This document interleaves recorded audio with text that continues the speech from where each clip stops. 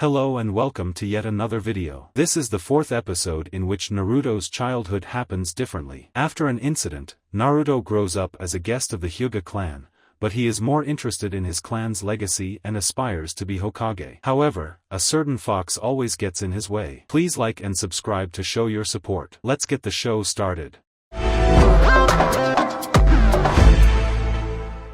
Hinata was taken aback to discover that Naruto was already on his schedule, even though she believed she would be the first to arrive. He was attempting fireball jutsu with two of his clones, which he had recently acquired. Even with her Byakugan activated, she could still see the damage he had inflicted on his chakra network when she looked at him. His tenketsu were not as effective as they should be, even though it was very minimal. She recognized that, despite her lack of great talent in Byakugan, she still had the ability to see it. Naruto's tenketsu were too clearly visible to be counted. Uncommonly so. She was more troubled by the insignificant indications of weariness that she could perceive. "How many years has Naruto-kun been training?" she asked. Kurenai-sensei vowed to ease the training process for now. No. I'm wondering if there's an explanation for it. "Good morning, Naruto-kun," she said, raising her voice slightly after starting to whisper. Naruto, who had been completely focused on his practice and never heard her approaching, looked around with a surprised expression. "Oh, not a single one. Good." He muttered, "Hinata-sama, good morning." "I'm sorry, you startled me," he said. "No accolades," she sighed. "I am seeking your input, please." She said, "Ah, that's great." Smiling weakly, "Naruto forgot that briefly," he said. Naruto retorted, "You drop them as well, to ensure Hinata's safe blushing." "How can I possibly do this? Can you explain the meaning of Naruto-kun in a straightforward manner? I'm uncertain." However, he inquired about my identity. "This training is uninteresting," Naruto sighed. Sure. Do you believe your training is going well? Still, I'm experiencing a lot of slowness.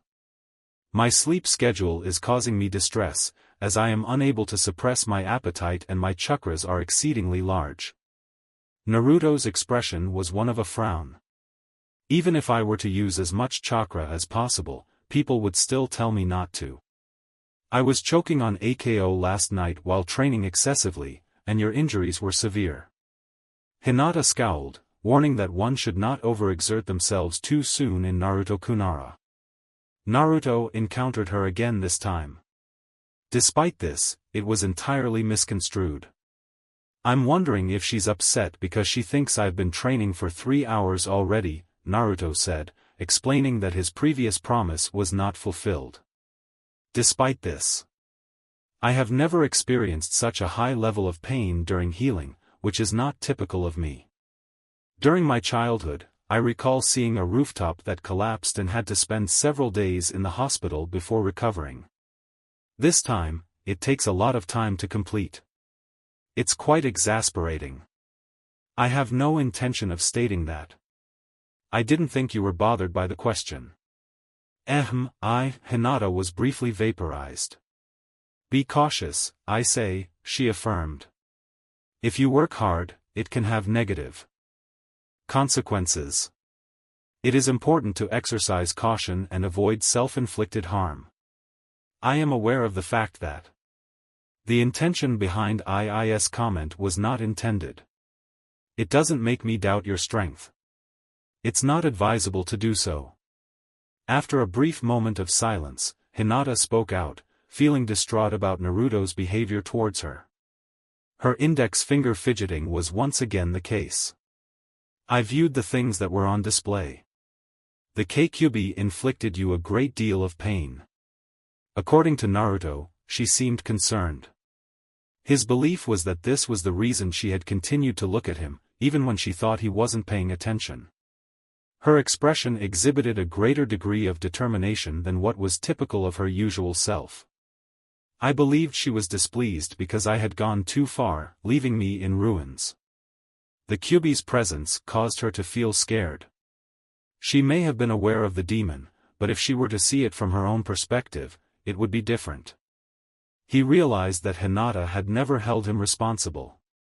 She was anxious. He could see the reason behind his concern for me, so he proceeded to ask why and make a wise decision. "Why are you worrying?" he inquired. I'm like, what the heck am I supposed to do? What's the reason for your concern about me?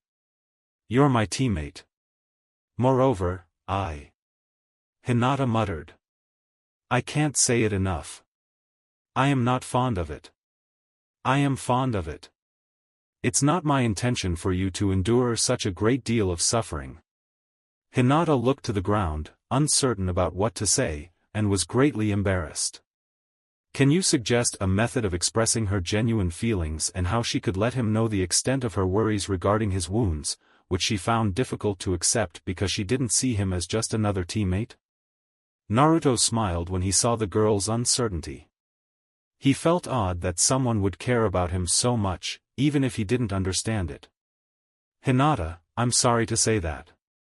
I have to learn to accept the friendship thing, he stated with a skewed expression. Hinata's thoughts flooded with the question, do you think Naruto-kun considers me to be his friend? With a smile on his face, Kurenai gazed down at the two unintelligent children. They are both shinobi and deadly in their own ways, but they are also just children.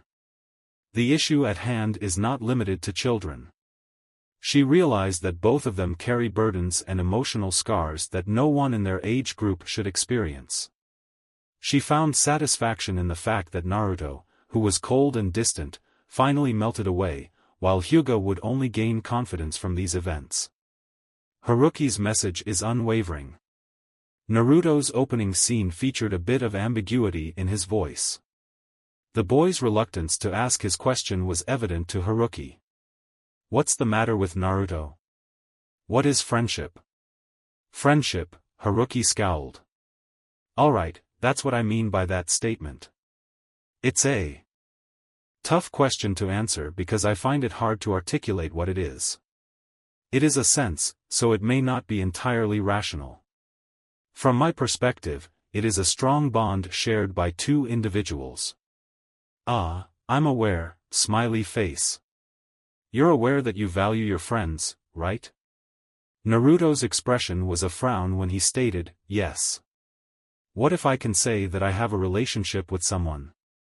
The level of affection, honesty, and compassion they share as friends could be equated to friendship. However, it also means you must trust those whom you refer to as your friends. Or else I won't be able to be completely honest and confident, Naruto predicted. It's true that no one can truly be trusted when they express their emotions. How can someone convey this to another person? Individuals who recognize each other's strengths and weaknesses, while acknowledging their respective talents and mistakes. If I were to say that, what would be the outcome? You've come across your burden, Hinata-sama? Haruki reacted with a smile. If you had not trusted her, would she have been the one to do it? Naruto acknowledged that he had taken a risky decision. I had a feeling that she wouldn't turn her back, but she still demanded to be with me and I eventually did. My decision to take the risk was a simple one. Did you trust her with your decision? Yes, I'm not saying that to be frank. While attempting to determine the correct answer, Naruto frowned and hesitated. Is that true? Haruki smiled and questioned whether he had the trust of his friends. Alright, I can't deny that. You misunderstood the fact that I am unlike people my age? And you were correct, Naruto replied softly.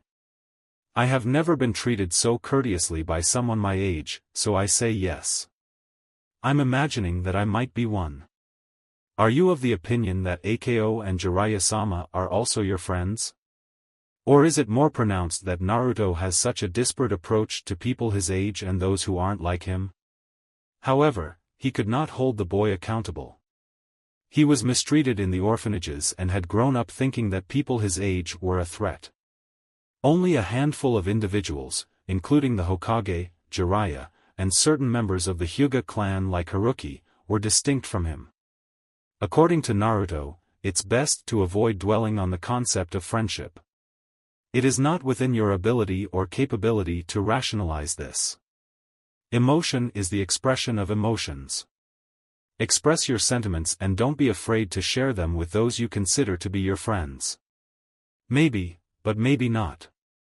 Naruto shrugged off the fact that people would be willing to make friends with him, which was odd. I had a feeling that I was over it. The devil has made it difficult for anyone to treat me as an equal. The Kyuubi's actions and legacy are not your responsibility. While searching for Uzumaki Naruto, Haruki discovered that the boy was a typical 12-year-old boy with heavy hair. AKO's dinner menu is something we should have prepared. After a few days of training, Team 8 reported some positive changes. Leaves were soaked or crushed by Hinata, Kiba and Akamaru. Naruto had attained a certain level of mastery over his 3 new techniques. By now, his health had quite well regained. The Ichiraka treatment seemed to have a positive effect on the young blonde. Despite AKO and Haruki's protests against the unrelenting consumption of ramen noodles, Team 8 and Team 10 were scheduled to compete against each other with 4 days remaining until the Chunin exams. Kurenai and Asuma concurred that exercise would be advantageous for their teams and themselves. Asuma greeted all the genin at the training ground and said, "Thank you, everyone." In advance of the start, there are some guidelines to adhere to. Initially, there was no fatality or significant injury involved. If you are aware of your defeat, say, "I succumb to," no one will be able to attack you after that. These are team-based exercises, so I suggest that you work together as a group. Shikamaru appeared uninterested in the situation. "Sensei, do you have this in mind, ties?" "No, I cannot take this from you, sorry." The lazy swine asked, "What did you gamble on?" Ino was still irritated and asked, "What's the purpose of this for us?" Asuma had informed her that Naruto's troops were going to confront them, and she had hoped to meet Sasuke again. She was so consumed with her experience that she forgot Naruto had been transferred, and Asuma and others were understanding enough to keep quiet about it, believing they would be welcomed in this way. Be irritated enough to take the fight seriously, rather than worrying about her hair or nails. Choji stated that he might have to take a more serious approach if Asuma were to treat him again at his all-you-can-eat restaurant. "Very well," Asuma declared. Naruto's expression, "Who is in charge of your team?" caused a frown. Kiba chuckled and Hinata giggled. "That blonde has always been bossy, she's almost as bad as my girlfriend," Kiba said with a grunting voice from the Enola community. Naruto asked Kurenai-sensei, "What do you think will win today?" "You're a loser, don't talk like you've already won." Ino shouted back. Regrettably, her self-discipline had reached its end. Kurenai gave a vague answer that suggested something was satisfactory. Hinata could have taken advantage of the fact that her sensei had a slight blush. Asuma moaned, but the sparkle in his eyes detracted from his genuine enjoyment.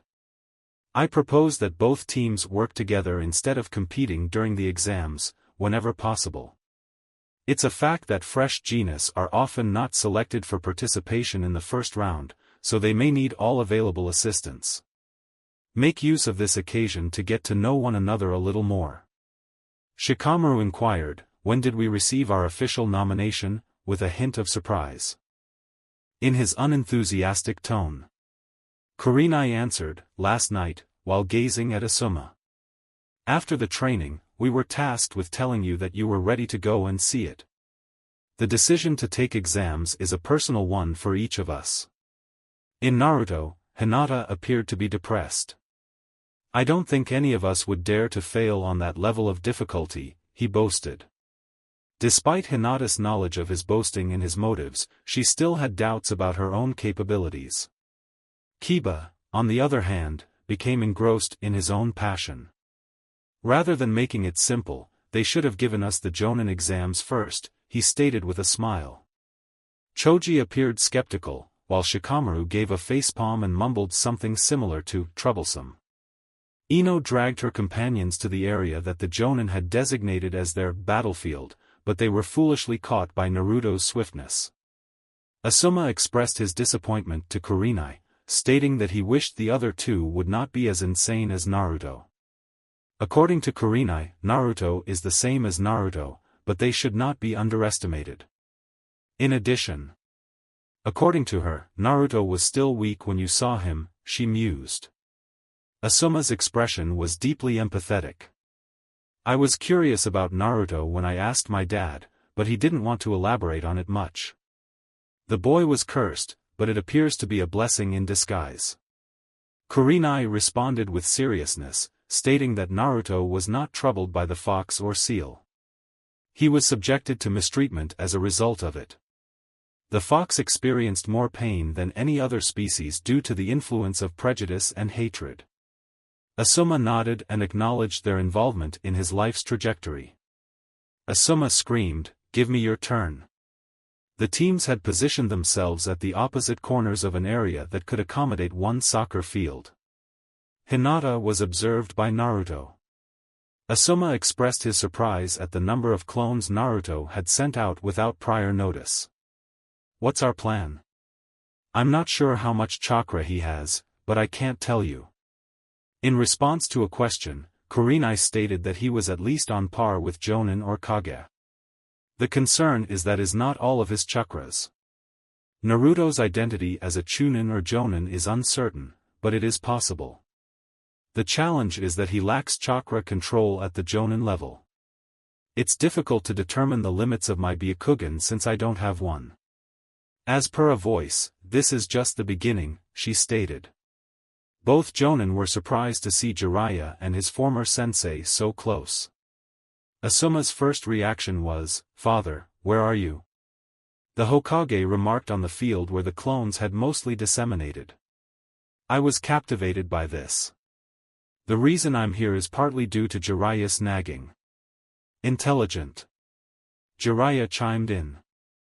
Only in denial could Hiruzen slumber. Their plan has been successful until now. Due to the presence of weight seals on the Kage Bunshin, Team 8 was left vulnerable and could easily catch their opponents. Nevertheless, it was just a distraction, as the smoke from the disregarded Bunshin concealed them from Team 10, while Hinata's suggestion of Kiba digging ruts in the ground also stood out. "If you hide, I'll sneak up on them. I'll hit them if they get close," Naruto whispered. Kiba nodded before he and Hinata took cover.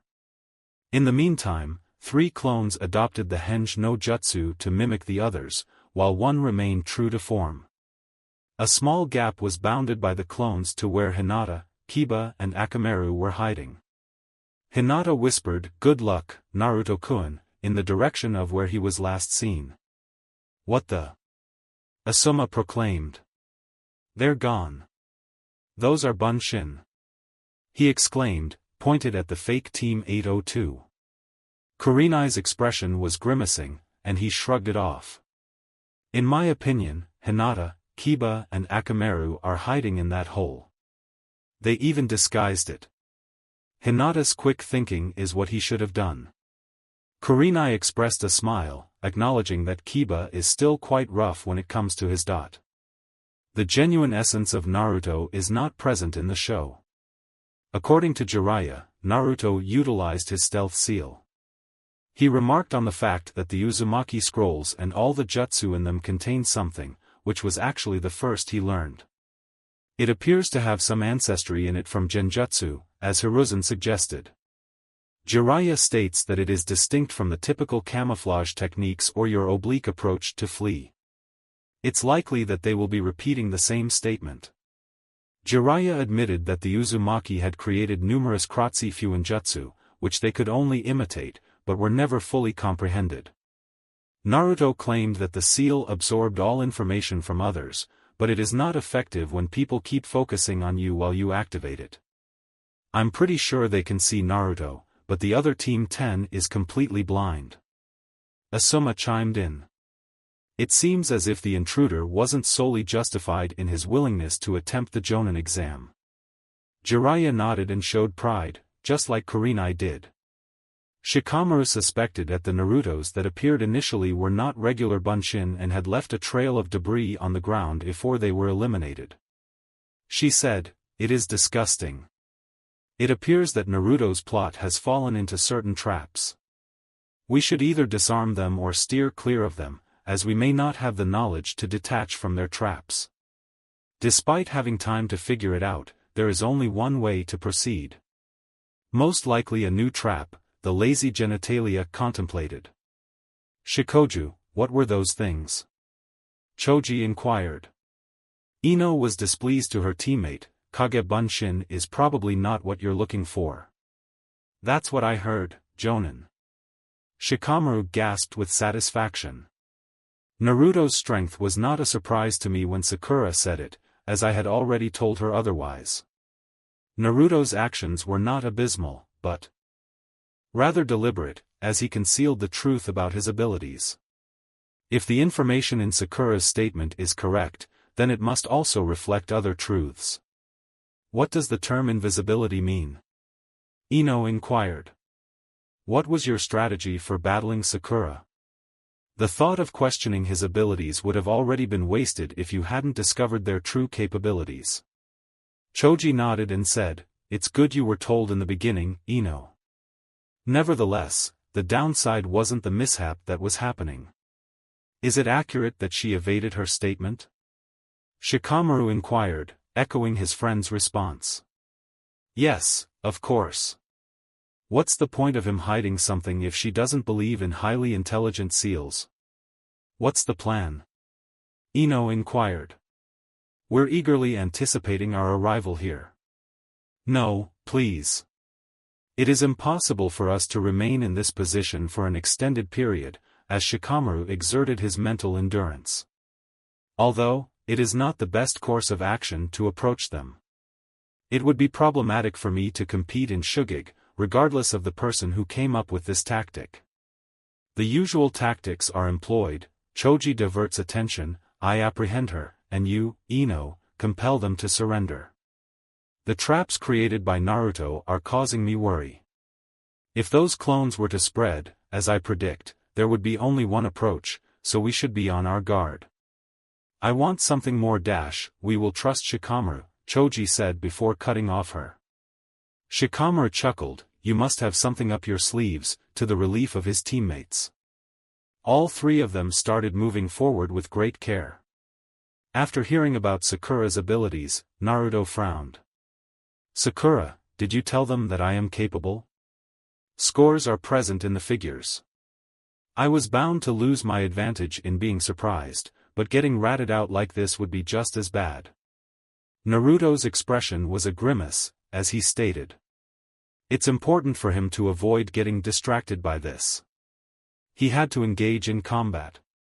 Hinata's plan was relatively straightforward, but it required careful timing and attention. Naruto decided to start over after Team 10 had already completed half of the distance towards the fake Team 8. The consumption of his stealth seal caused him to become irritated. The mere application of Kage Bunshin, weight seals, and stealth can cause my chakra reserves to become overwhelmed, even though I haven't recovered completely. Shikamaru's eyes were filled with tears as Choji muttered, "It seems like I'm still missing." "I'm curious to know what they have been up to," Shikamaru said, remarking, "With Naruto, you never know. The other two aren't too problematic, but Naruto is helping them out." As expected, Ino expressed his approval of the statement by scowling and saying, "That's right. Kiba has passed away, and the ambiguous Hyuga heiress is," Naruto said calmly to himself. "You three are wrong about them," she continued. Ino was startled, and the trio made a critical error by not paying attention to the Bunshin. After disguising themselves, all four yelled, "Gokakyu no Jutsu," and by the time Shikamaru arrived, they were stuck in the path of 4 fireballs. He yelled, "Choji," and instructed the Akimichi to cease attacking the Bunshin, while also holding Naruto captive with his Kage Main no Jutsu.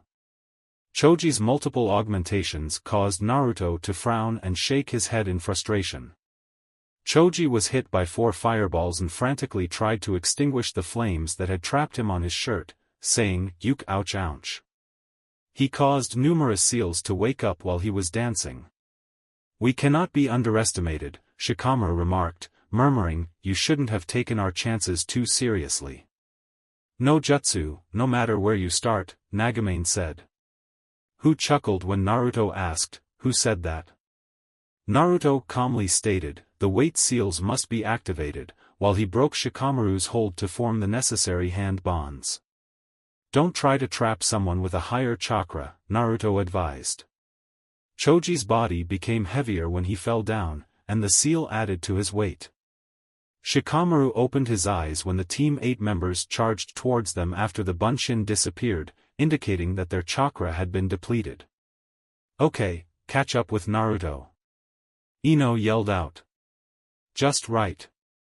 Kiba, Akamaru, and Hinata reacted to the Bunshin's attack by jumping out of their hiding, saying, "Shintensen no Jutsu." Hinata launched a rapid attack on their opponents, while Kiba and Akamaru attacked Team 10 in their own half. Hinata witnessed Choji being incapacitated and Ino falling to the ground, screaming. "Come with me," Hinata declared, as she spoke in front of Shikamaru. "TCH. This is too challenging for me to handle alone." Shikamaru's expression was one of grimacing. "We turn our backs on ourselves." He then turned his gaze back to Ino, who was lying on the ground and groaning as if she were in agony. Naruto's worried expression was evident as he stood beside her with a concerned look. Naruto, Shikamaru and his teammate expressed their frustration with the blonde's decision to let their boss suffer like this by requesting that they finish their jutsu. Although Shikamaru considered Ino to be troublesome, she was still his teammate and close friend. Naruto's expression, "I didn't do this," was met with a grimace. I have no idea what jutsu she tried, but it appeared to have adverse effects on her. Shikamaru's eyebrows were raised. Despite the fact that her mind-body switch didn't work out, I can at least understand how it happened. Sakura repeated the phrase, "monster." Shikamaru looked up at Naruto's blonde teammate and saw him reflected in his reflective state. He's not a monster, no. But that doesn't mean he has nothing to hide. I'm curious, what exactly is it? Naruto stated that he would remove the seals on Choji after seeing Shikamaru's expression. Hinata, can you explain what occurred to Ino? Her chakra flow is somewhat disordered, but it should be normal soon. Hinata revealed that he had looked at the girl with her Byakugan. Naruto said that, "Here you go, Choji," after he had removed the last seals that held the Akimichi down. Shikamaru replied, "Indeed, good to hear," even though his scowl had not faded. The clever tactic involves hiding in a jutsu, using your body and Kage Bunshin as distractions before attacking with the full force. It's a good question. Naruto shrugged off the fact that it would have been better if you had known about my seal beforehand. On the other hand, Shikamaru could perceive some trembling in his voice. Choji would have blocked that attack, but I didn't think it would happen. Our goal was for you to avoid, so that Naruto's seals could catch you, Hinata expressed cautiously. Kiba, Akamaru and I were just stand-ins, not any other duties. Is it possible that Naruto's jutsu could cause him harm through self-defense? Naruto's smile was slightly jolted as he stated that Hinata had taken advantage of her backup plans. If it weren't for Shikamaru, I could have easily failed when they caught me. When Ino performs the unusual jutsu. I was fortunate in the slightest. In the event that Ino's jutsu had been successful, I believe it would have made a significant difference. At that point in time, we should have emerged victorious. Shikamaru thought that if Naruto had made you fight against his own team, Hinata would have been easily defeated, and since they were all in the same army, Kiba shouldn't be an issue either. I'm wondering why my Kage-main no jutsu didn't work. Is there such a significant difference between me and Naruto that they can easily break it? Could this be responsible for Ino's failure? This duel only added more difficulties to the mix. Shikamaru sighed. If you had the ability to break my grip and cause Ino to fail, you would have been the winner. Kiba and Hinata's actions made us aware of the fact that we had no chance. Disturbing squads. Damn, that's what Asuma said. You're overdue for victory, he intoned, reflecting on Kurenai's confident demeanor. It's going to be quite interesting this time, Hiruzen declared before he and Jiraiya went missing. I didn't think it would be much shorter, Jiraiya declared as she sped back to the Hokage's office. Why did you decide to tag along, sensei? I'm sorry, Jiraiya.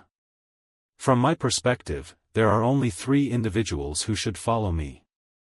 Hatake Kakashi would not do it, and you and your former teammate have not yet dealt with the demons of her past. Jiraiya's expression was grimacing. Hiruzen replied, do you happen to be looking for a successor? Naruto? With the understanding that he is the most successful person I've come across since Minato's death. Despite being young and struggling with a burden that few people could ever fully comprehend, he experienced an interesting growth spurt. I am excited to witness his growth continue. The appointment of him as the next leader will result in a significant political quandary. I know, but I'm not going to give up yet. Despite my age, I am still stronger than any other person in Konoha. Of course, it's only you, of course. Guy was depicted by Jiraiya as having his celestial gates. He may possess physical strength, but his personality is not essential. In addition, he is as strong as Kakashi. Despite having a more fitting personality, the latter still grapples with his past mistakes and losses. He was not doing his job as a sensei for his genin, and I am not too pleased with that either way, said Hiruzen. Danzo would be happy to take the seat, but Konoha would suffer a disaster. Either you or Tsunade are the ones who would be most qualified to take my place at this time, so no. However, if I persist for a few years, Naruto's abilities will surpass those of me within the next 5, maybe 8 years. He's still not accepted by many people. He will be praised for his strength.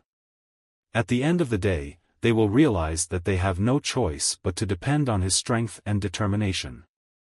Like the Shodai Hokage, people will be attracted to strength as if they were flying towards the light. Jiraiya sighed and acknowledged, that's a bit of cynicism. It would be better if people recognized him for who he is, rather than accepting him because of his dominance over them. They would betray him whenever he displayed any indication of weakness. It's possible that. Hiruzen responded. Nevertheless, it is the way of life for the world to follow. What other option do I have? The only person with a similar potential is extremely unstable.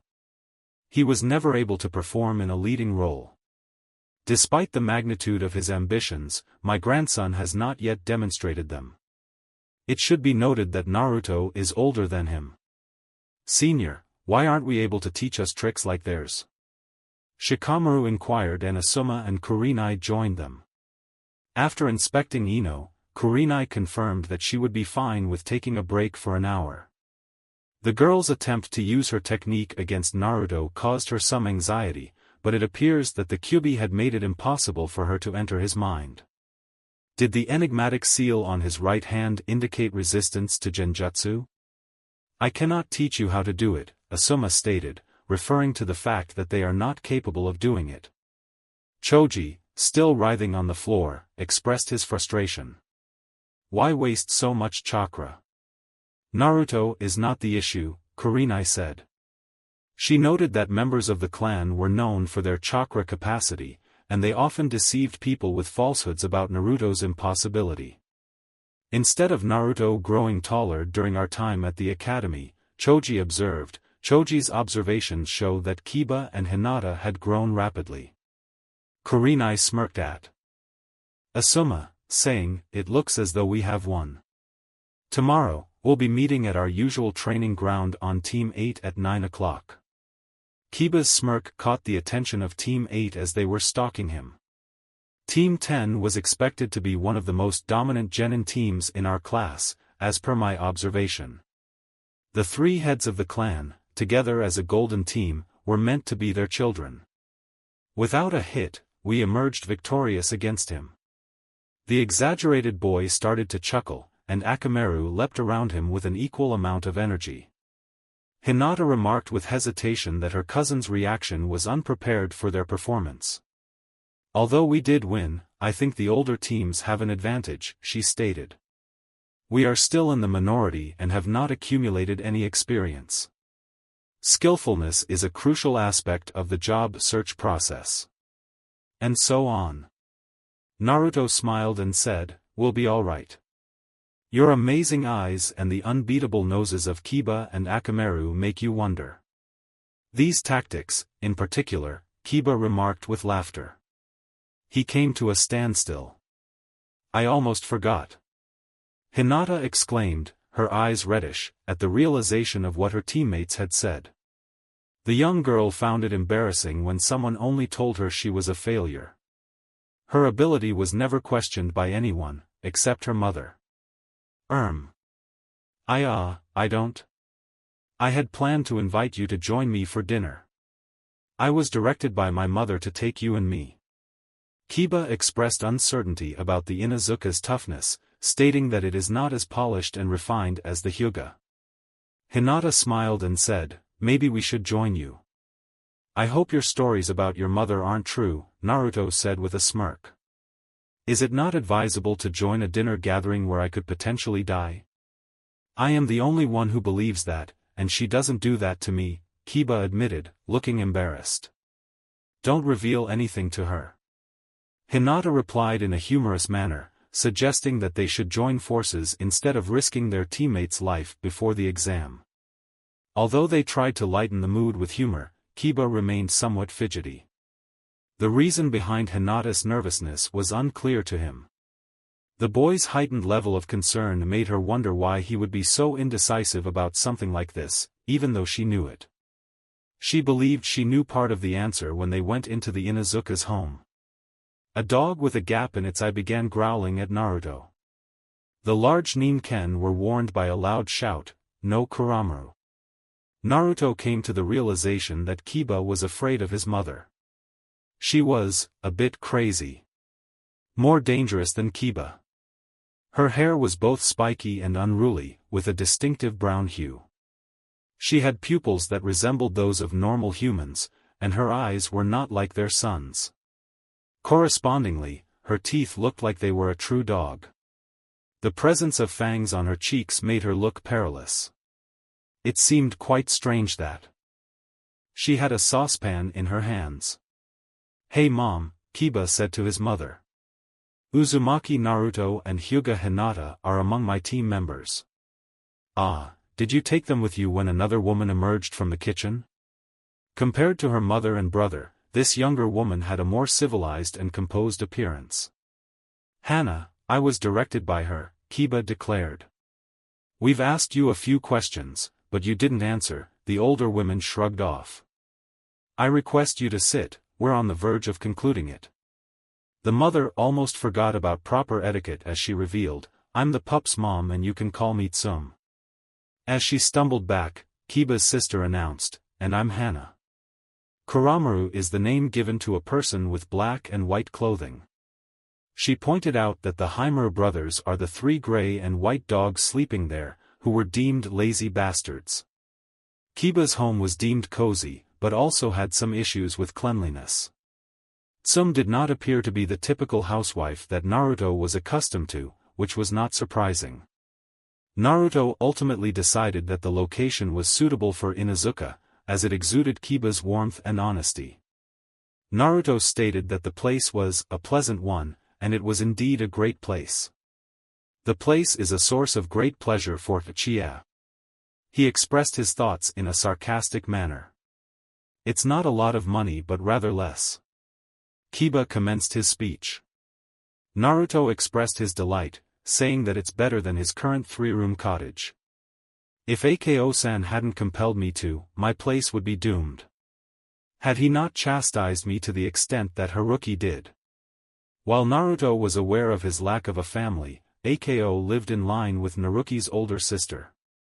No one came close to being a father for Naruto.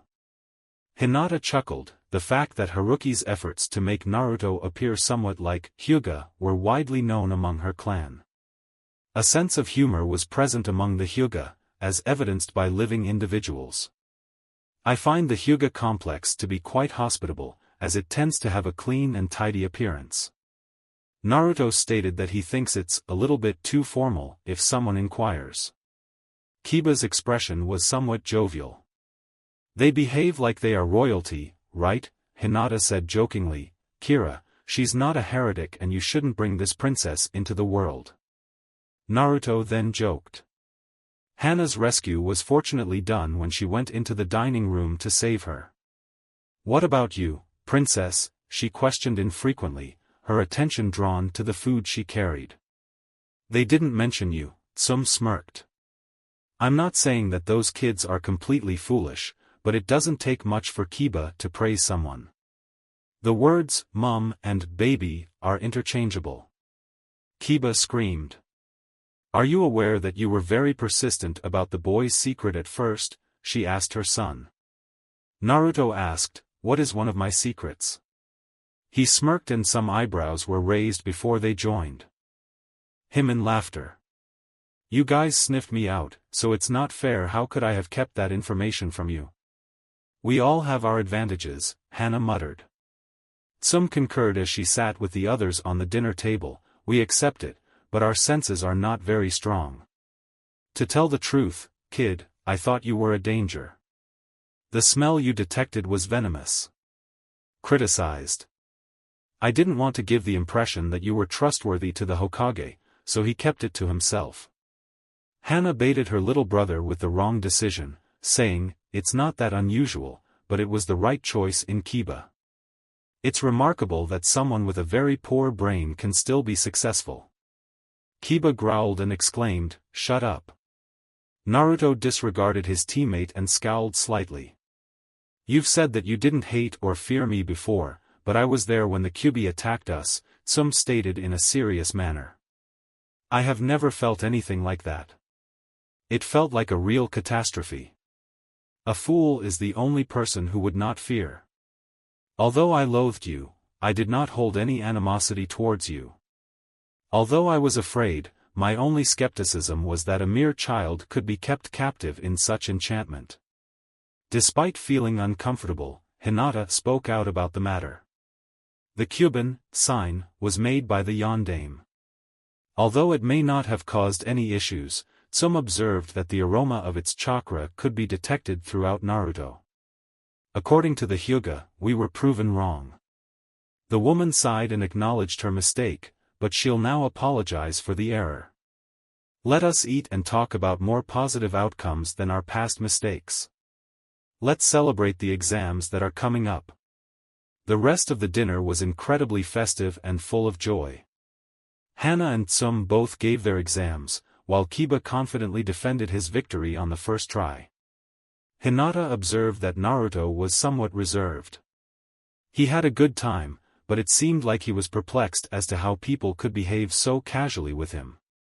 Although she didn't hold him responsible, this evening was unlike anything they had ever encountered in the Hyuga clan before.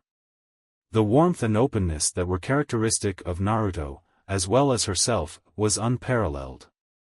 Tsum extended his thanks to Naruto and Hinata for their visit at the end of the evening, before they could thank her for inviting them.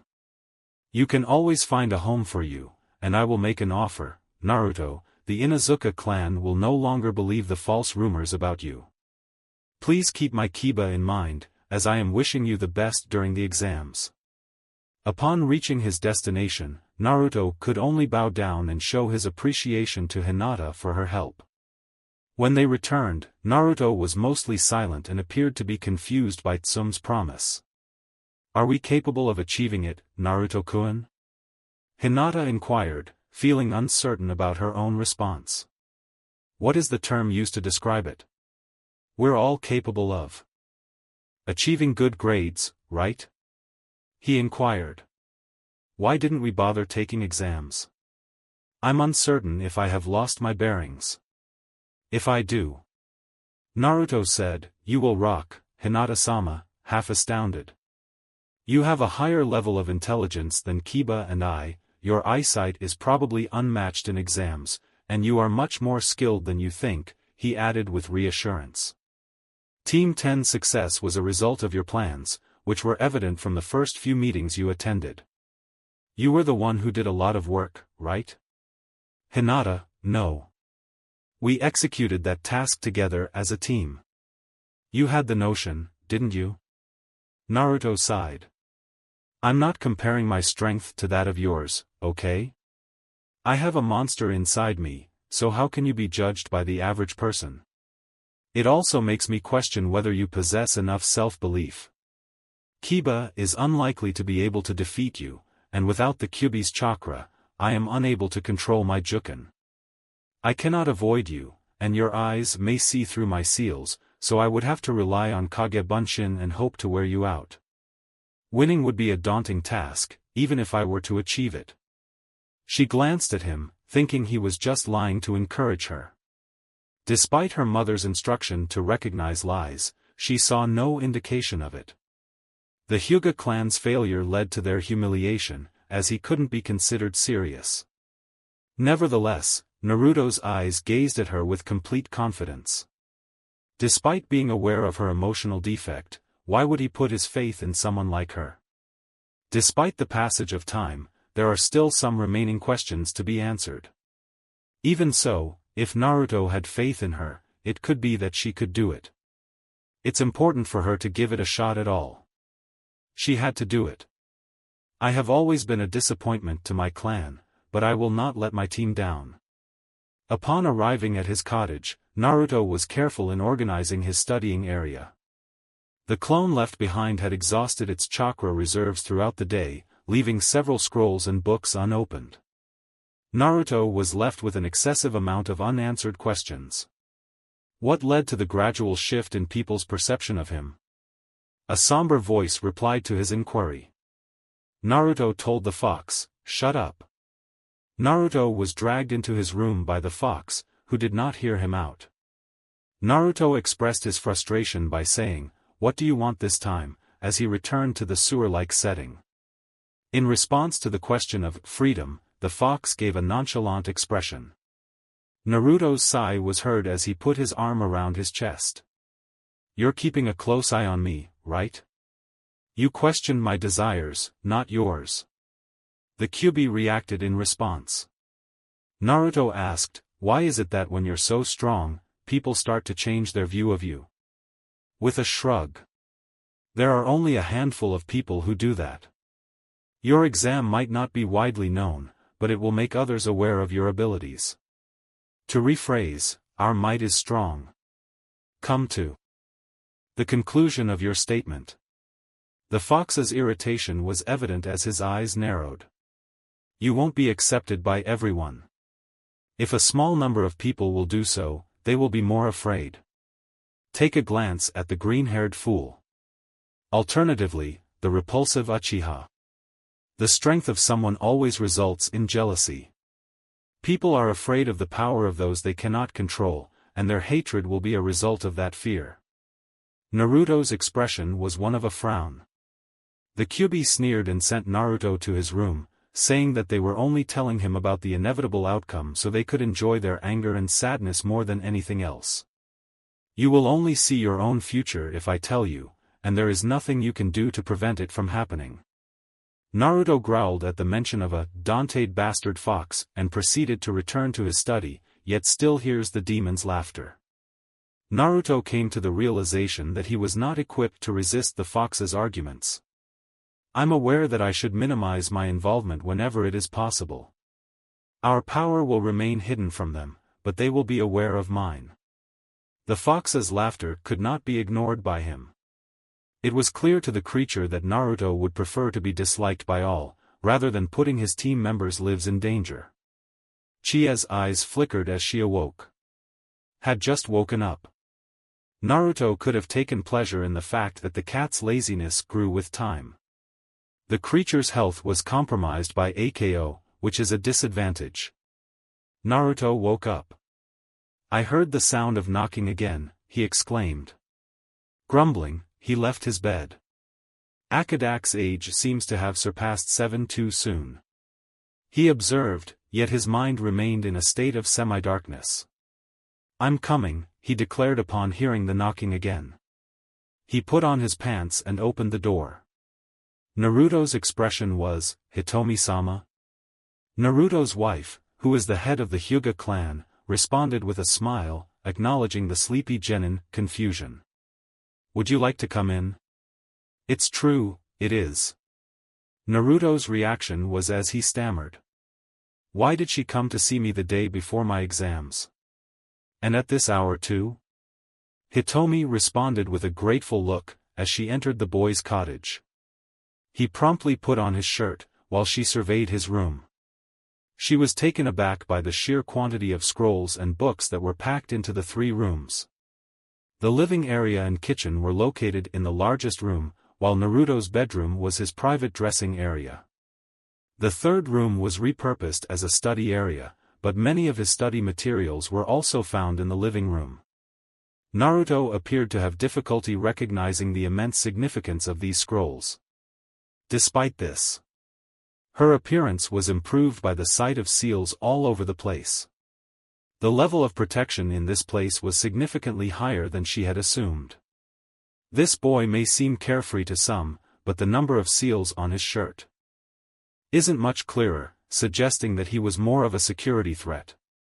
"You seem to be very serious about your studies," she stated, as Naruto, who is now clothed in her original outfit, entered the room. "I have a tendency to take ages to finish reading scrolls or books," he admitted, slightly embarrassed. "Kage Bunshin is not a sufficient tool for understanding my clan's Fuinjutsu, and learning without someone to guide me can be challenging. It can be challenging at times. You might consider posing as Jiraiya-sama and asking him if he would be interested in having you as his official apprentice." "I'm not sure. Given his ongoing long-haul missions, I don't think that it can be done. My rank and disposition are not a factor." She laughed, revealing that the boy was much smarter than he usually would. "If you are in Chunin, why don't you ask him?" Naruto asked with a blink. "In any case, the old man would still need to give me permission to exit the village. If you perform well in your exams, I am confident that you will be able to draw some attention from both the Konoha and the foreign shinobi," she stated. "However, it's best not to let that get to you." She frowned a little, and Naruto was suddenly aware of Hinata's motherly appearance. Their dark blue hair and fair skin were alike, but their faces were also strikingly similar. Until now, Naruto had not taken notice of this change, as the expressions and body language of the calm and confident mother and her timid and insecure daughter were markedly dissimilar. Hinata appeared to be more afflicted and expressed her desire for her daughter to give it her all, saying, "I hope you are doing well. In case I had not informed you, I would have requested your protection for my daughter." She smiled a little. "I'm confident that the Hyuga clan has not been able to appreciate the good fortune you have brought us, so thank you for your help. However, I would personally like to offer this as a way of showing my appreciation and wish you success in your exams." She presented Naruto with a package and implored him to unwrap it. Naruto opened a new wardrobe with his eyes wide open. "The new color seemed to suit you perfectly," Hitomi stated. "The reduced-price clothing did not suit you as well as it should have. Moreover, I examined the history of your clan and modified the Toad Hermit style to incorporate some of their styles."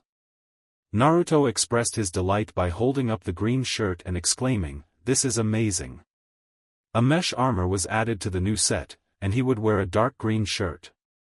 Jiraiya's shirt was reminiscent of a short shirt kimono, but with broad, long sleeves that covered his hands.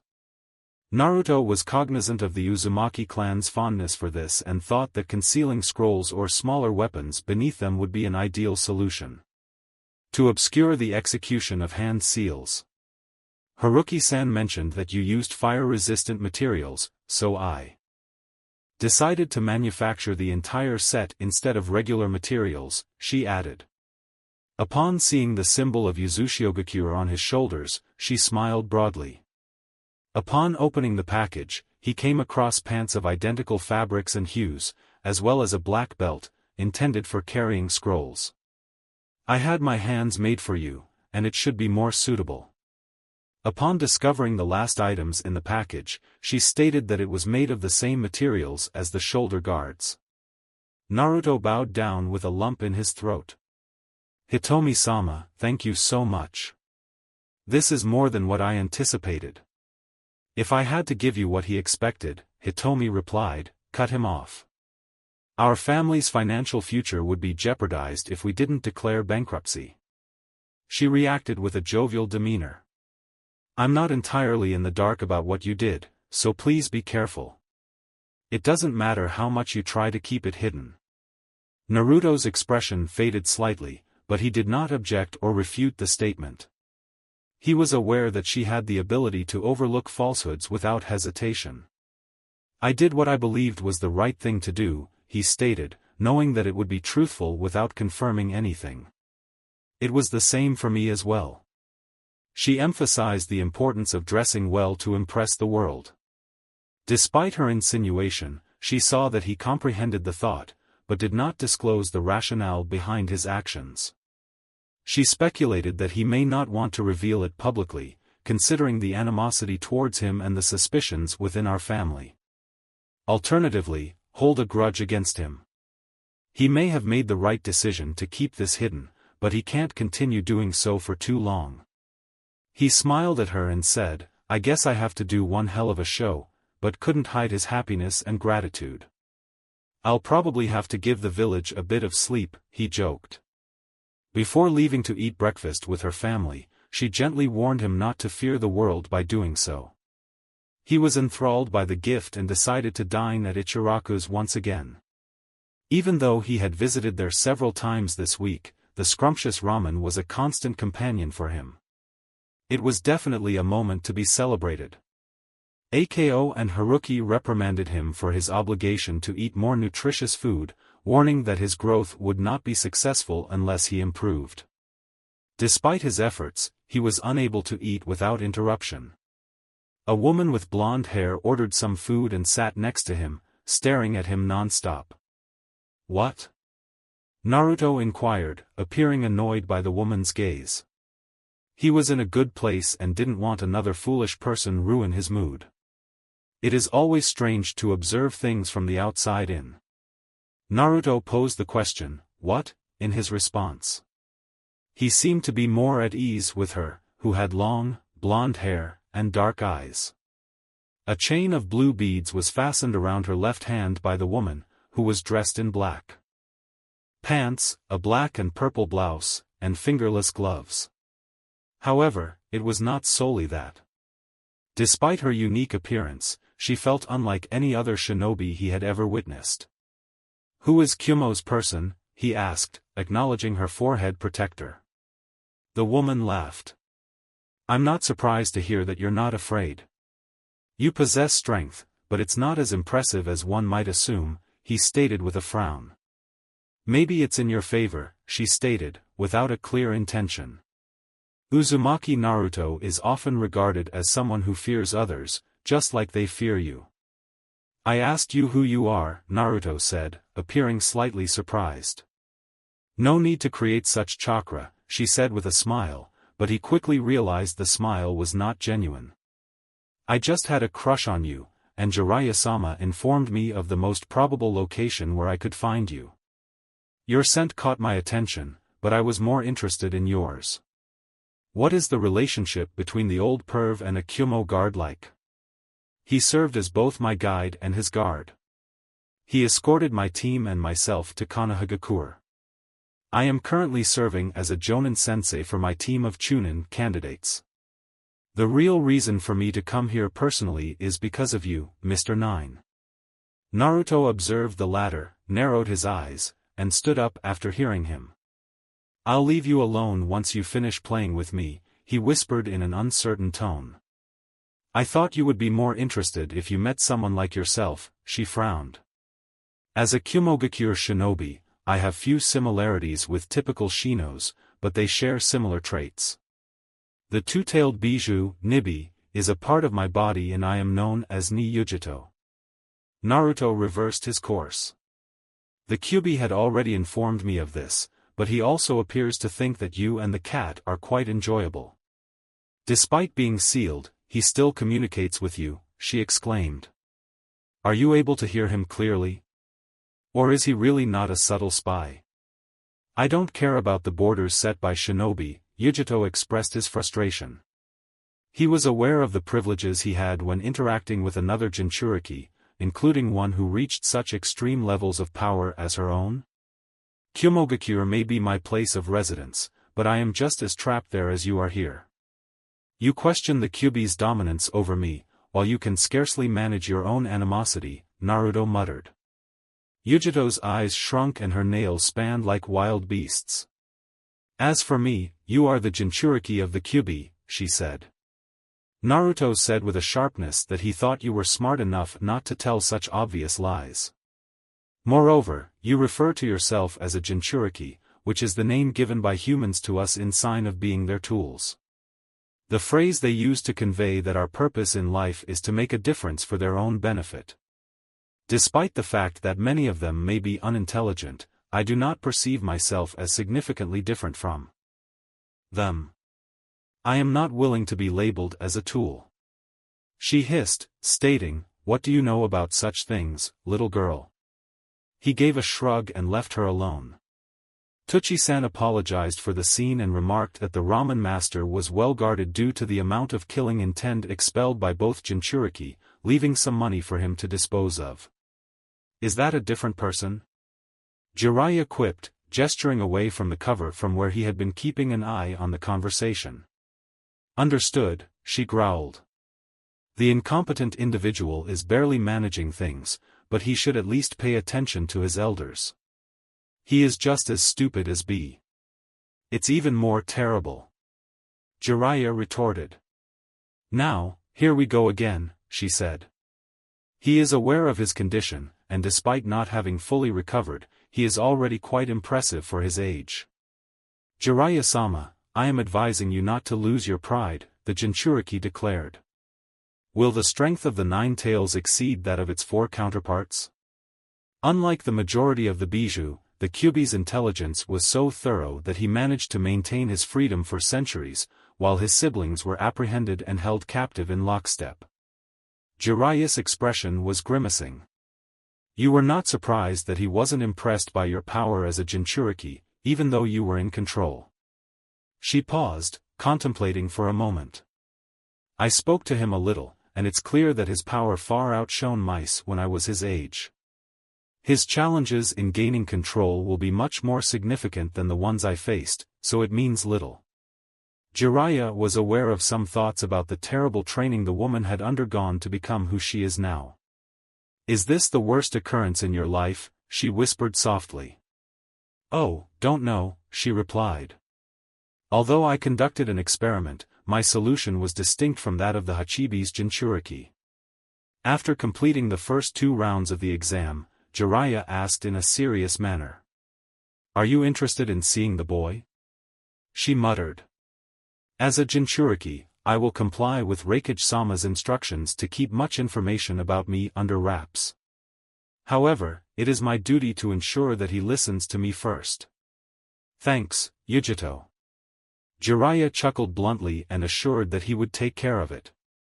The brat has never had complete trust in anyone throughout his life, and there are probably only a few people he partially trusts. Yujito expressed his skepticism by saying, I understand the feeling of being labeled as a monster. I'm surprised to find out that he still regards himself as a shinobi even though recognizing his non-human status. He may have retained some of his humanity because of the support he received from you and the Hokage. Naruto's expression was one of a frown.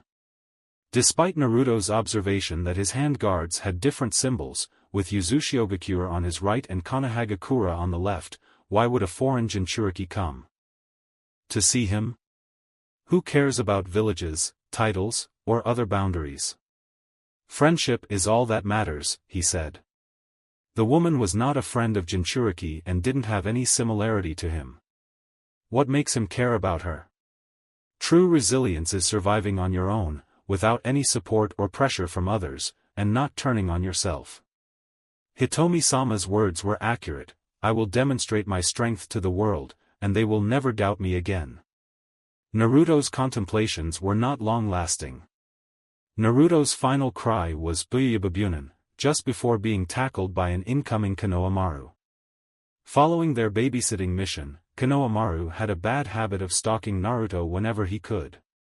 Ebisu's panic was likely to be stirred up once more as Konohamaru had evaded him. However, the teacher was not fond of being instructed himself. Can you tell me what's happening with you, Niken? Naruto grumbled when he stood up again, moving away from his new outfit at dusk. Konohamaru, taking a day off. Boss, do you have plans to take the Chunin exams tomorrow? Asked a little orange-haired girl. Great, the entire Konohamaru squad has tracked me down, Naruto said, as he saw Moegi Inu dawn. Alright, my team will be involved as well. I'm unable to participate in today's game, but I have some things to get me ready and meet my team soon, Naruto said, before disappearing into smoke and leaving. Naruto was aware that their loyalty would not dissuade them from following him, so he chose to remove them. Although not the most amiable technique, the Shunshin no Jutsu was undoubtedly the optimal approach. Naruto smiled broadly, recognizing that not all Konoha shinobi perceived him as a monster. Kurenai expressed her joy by smiling at her genital team, saying, I'm glad you all decided to come. Now that everyone is here, I will clarify how you can start the exam. What are you up to? She quipped when she saw Kiba offering Naruto some coins. The aforementioned Inuzuka shrugged. According to Jinta, the situation was a team effort, and failure was inevitable if one of us didn't show up. Naruto and I made a bet, hoping to find out if she was correct. You're welcome. Betters, Kurenai blinked at the question, why are you making such bets? Kiba shrugged off the question, Sensei, you're a good example for us. Naruto smirked at the Inuzuka, in replying to his friend's question about whether he knew better than Hinata. I received the forms you provided yesterday, did you take them with you? Kurenai sighed, trying not to be seen in a funny way. I would like to remind you not to be too naive. The seriousness of these exams, whether staged or not, is such that failure to observe properly can result in fatalities. This caught their notice. Kiba and Hinata are the same. Naruto appeared to be indifferent. Kurenai's expression was one that indicated he didn't smile. I don't want to see anyone pass away because they underestimated the test or competition. Remember to support your Konoha pals, but be cautious always, even when it comes to them. Don't trust anyone except your own team. During her lecture, she stated that the first test will be held in room 301 within the building. Surprising complication marks. Get ready to enter when it is your time. Good luck. Kiba thanked the thanks, sensei. Naruto said nonchalantly, and don't worry about us, even though she could see his seriousness in his eyes. It would be nice to have something that lifted the team's mood, she realized. Hinata was in need of assistance, but the girl bowed down to her own anxiety, which made it difficult for her to communicate. Kurenai questioned how many doubts the girl had before she arrived here. Despite everything, how many questions were still left unanswered by her? Ultimately, she was uncharacteristically tardy. Among the three, Hinata was typically the most timely. Naruto's discomfort with her not being a jonin like Kakashi was minimal once he adjusted. I wish you all the best for your journey, as I believe you are all strong contenders for this achievement. She was prevented from entering the meeting room where the Jonin sensei were expected to gather during the first test. Kurenai, don't be anxious, Jiraiya suggested. He smiled, why am I worried? I know, there was a sense of sadness about the memory.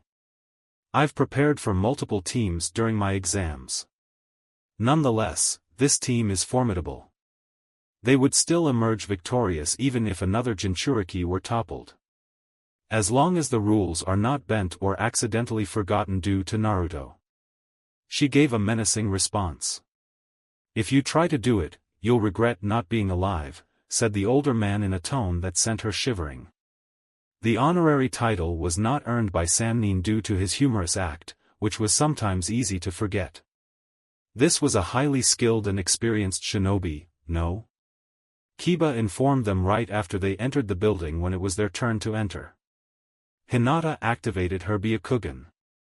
She hissed, "Genjutsu." Naruto inquired if anyone was present to observe the conversation. Yes, of course. In her hush, she whispered that two men, both of whom were Chunin chakra levels, had used Henge no Jutsu to conceal their identities. Kiba was disappointed to hear, "All right, Chunin? Why did we feel the need to go inside?" Naruto questioned with a smirk. "Hinata's eyes and your nose are incomparable to those fools."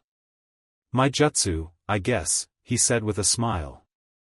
The two Chunin were confused as the three genin vanished after one of them dropped a smoke bomb.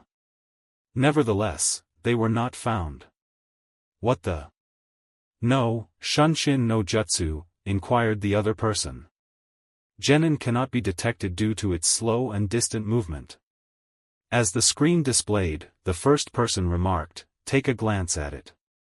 Just a few seconds later, they were in the room. "The world is so amazing." "That's a great idea, Hinata," Naruto exclaimed, looking at his fellow characters. "The stealth seal is not suitable for me, but you can use them for your own protection. I didn't think about it earlier." Kiba, meanwhile, panted and looked annoyed. "You're an idiot," he quipped, gesturing with his feet. "Have you thought about what happened if not? Utilize the Shunshin no Jutsu, that chakra." The drain speed was insane, and Naruto couldn't fathom why his teammates were so worn out after only 30 seconds, causing him to frown. In the event that it had been a few minutes, it would have been acceptable. According to Naruto, walking was not necessary for them. Luckily, Kiba had some food pills on him and the rest bounced back quickly. After catching her breath, Hinata asked Naruto-kun how long it would take for you to finish this jutsu. Related to a particular factor. When there are more people around Naruto, the amount of chakra is lessened, and if they are actively searching for you, it can be quite high. A few minutes can be done, even in the most unfavorable circumstances. "I reckon my record is in the vicinity of 25 minutes, he murmured. Nevertheless, it was at its peak during the nighttime. Hinata couldn't contain his surprise when he realized how long it had been. Is the answer the same as or different? Naruto is astonished to learn about the role of chakra in this action. It was in my head at that moment. The realization dawned on Hinata. The Kyuubi's strength is beyond belief for Naruto-kun, who lacks the necessary power to overcome Hiroshima. Kiba reacted by shaking his head, believing that Naruto's actions were not unexpected and that he should not be surprised. He inspected the room they were instructed to enter. "Do you think that these guys are our adversaries? It doesn't look like they have any. I'm surprised because of their age." The loud remark made by Kiba about his age requirement for the exam was met with many angry looks. "Kiba-kun, we need you to keep your distance from us," Hinata whispered anxiously. "Don't let that troublesome person slip away," Shikamaru warned them, walking towards them. Choji and he were welcomed with open arms, but Ino appeared to remember her defeat. "I saw the others over there," Shikamaru said. Hinata inquired, "Are you alright, Ino-san?" after witnessing the blonde's expression. "Yeah." Ino's voice erupted in a strange tone, but she stated that she was able to recover quickly. Naruto had a mental breakdown in her mind when she tried to use her jutsu, and she was unaware of how to handle it. The response of her father, specifically, caused her to feel concerned. She was able to accept and pledge that she would never use her jutsu on Naruto again. Sakura inquired about the time when both teams joined hers. "You guys, did you participate as well?" Kiba and Hinata proceeded towards Shino, the ever-quiet entity in their path. With a slight deviation from the others, Sasuke appeared frustrated and somewhat timid. Naruto anticipated that the last Uchiha would be in a position to demonstrate his abilities. How much bigger would Sasuke's size be? He could potentially fight him in a humorous manner, Naruto said. I owe him some revenge for the way he attacked me. He said with a lack of emotion, yeah, Kurenai-sensei let us in. Naruto could perceive the fear she was trying to conceal. Fear was a natural response to her actions in the country of waves, and she did not know the truth about Naruto. Naruto had initially hoped Sakura would behave differently as she was aware of the consequences of being targeted for an act she could not perform. She had refused to let that hope slip away for an extended period. It was unexpected that she would take the initiative to talk to him, which had taken some of his mind. Kakashi, Guy, and Asuma conversed about their respective genus while Kurenai was present. A blonde kunoichi from Kyumo reached for her shoulder and asked, "Stop bothering me. Kurenai, can I have a private chat with you?" "Sure, it's private." "Well, of course," she frowned. "Are we messed up?" she asked when they were at a distance from the other Joninks location. The woman inquired, "Are you Uzumaki Naruto-sensei?" and proceeded to ask Kurenai when she saw him nodding. "In some sense, I am related to Naruto, and my name is Niyujito." "What's the answer?" Kurenai asked with a frown. Yujito softly stated, "He is 9 years old now, while I am 2, without causing any offense to the others. Be careful to remember that I am under the watchful eye of Jiraiya-sama during this treacherous time. Nevertheless, I must inform you that Naruto is not the only one who took the exams. Another option is available." "Niji!" Naruto shouted back. "Lee, of course," he added. "This examination has become much more challenging than it was before." Lee replied with a smile, "Wow, we can't make it work yet, because this last youthful duel is over." The behavior of his teammate caused Niji to grimace slightly, suggesting that he was overly enthusiastic. 10-10, their third member, found Lee and Naruto's frankness amusing. "My dad fashioned those armor and clothing for the Hyuga clan," she disclosed. "Hey, did you tell him that he did something really good?" Someone approached Naruto before he could provide his response. Sasuke and Niji's heightened anxiety was observed by Naruto. "You're not alone in your sentiment." The gloomy mood in the vicinity of the young Uzumaki was irrevocably brought to a halt by an unfeeling voice. The room was filled with a sense of murder, and Naruto looked back to find out what had happened. A boy of Naruto's age, who was relatively short, had auburn hair and a large gourd on his back. The kanji for the word love on Naruto's forehead made him look slightly embarrassed, and he then looked back at his eyes with a grim expression. Naruto's shuddering was not due to the absence of recognizable pupils, eyebrows, or tired expression on his face. The boy's masked expression was the cold fury he witnessed. The evident lack of sanity. Naruto was taken aback by the boy's behavior and became somewhat inexperienced. Naruto responded to Uzumaki Naruki with a smile, but his eyes were fully serious. Naruto answered the boy's question with an equal force, resulting in the quieting of all conversation. The majority of the close quarters retreated, their faces terrified. "When I am angry, what is the sensation like?" "It's no surprise that Sakura was frightened," Naruto said. "Sabaka no Gara," the boy replied with a silent voice. "I was unaware that there would be another person like me." Tisk. Naruto scowled as he observed the thickening of his whiskers and the change in his eyes' color, with no intention of comparing himself to him. "We are different, but we don't share a lot in common," she said. Gaara was perplexed by 2 frightened shinobi who appeared to be his teammates, and they tried to convince him to leave the situation, but Gaara failed to notice them at first. He was too consumed by the unexpected danger he faced.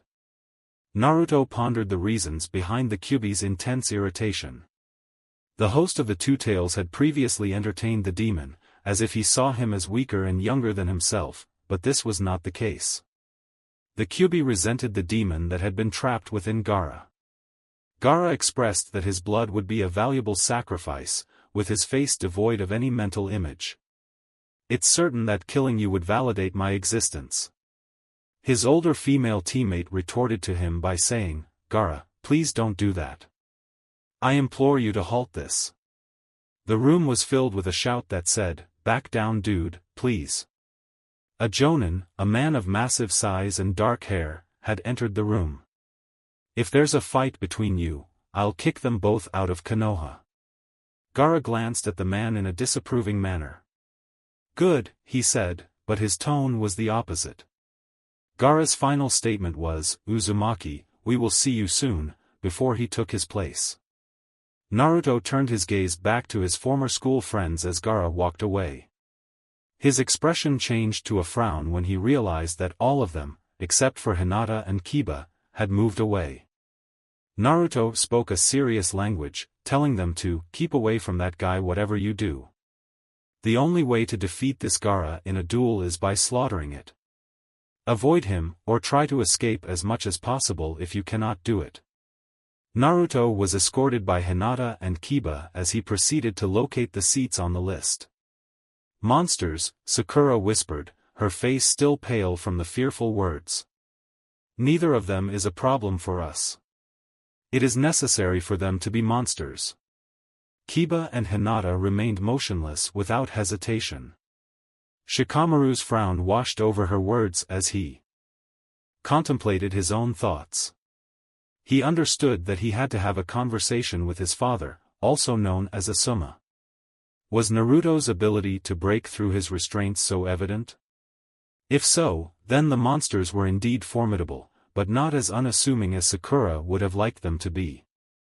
Naruto's humanity was not as evident as that of others. Neji-san, what did you see? He inquired of the Hyuga.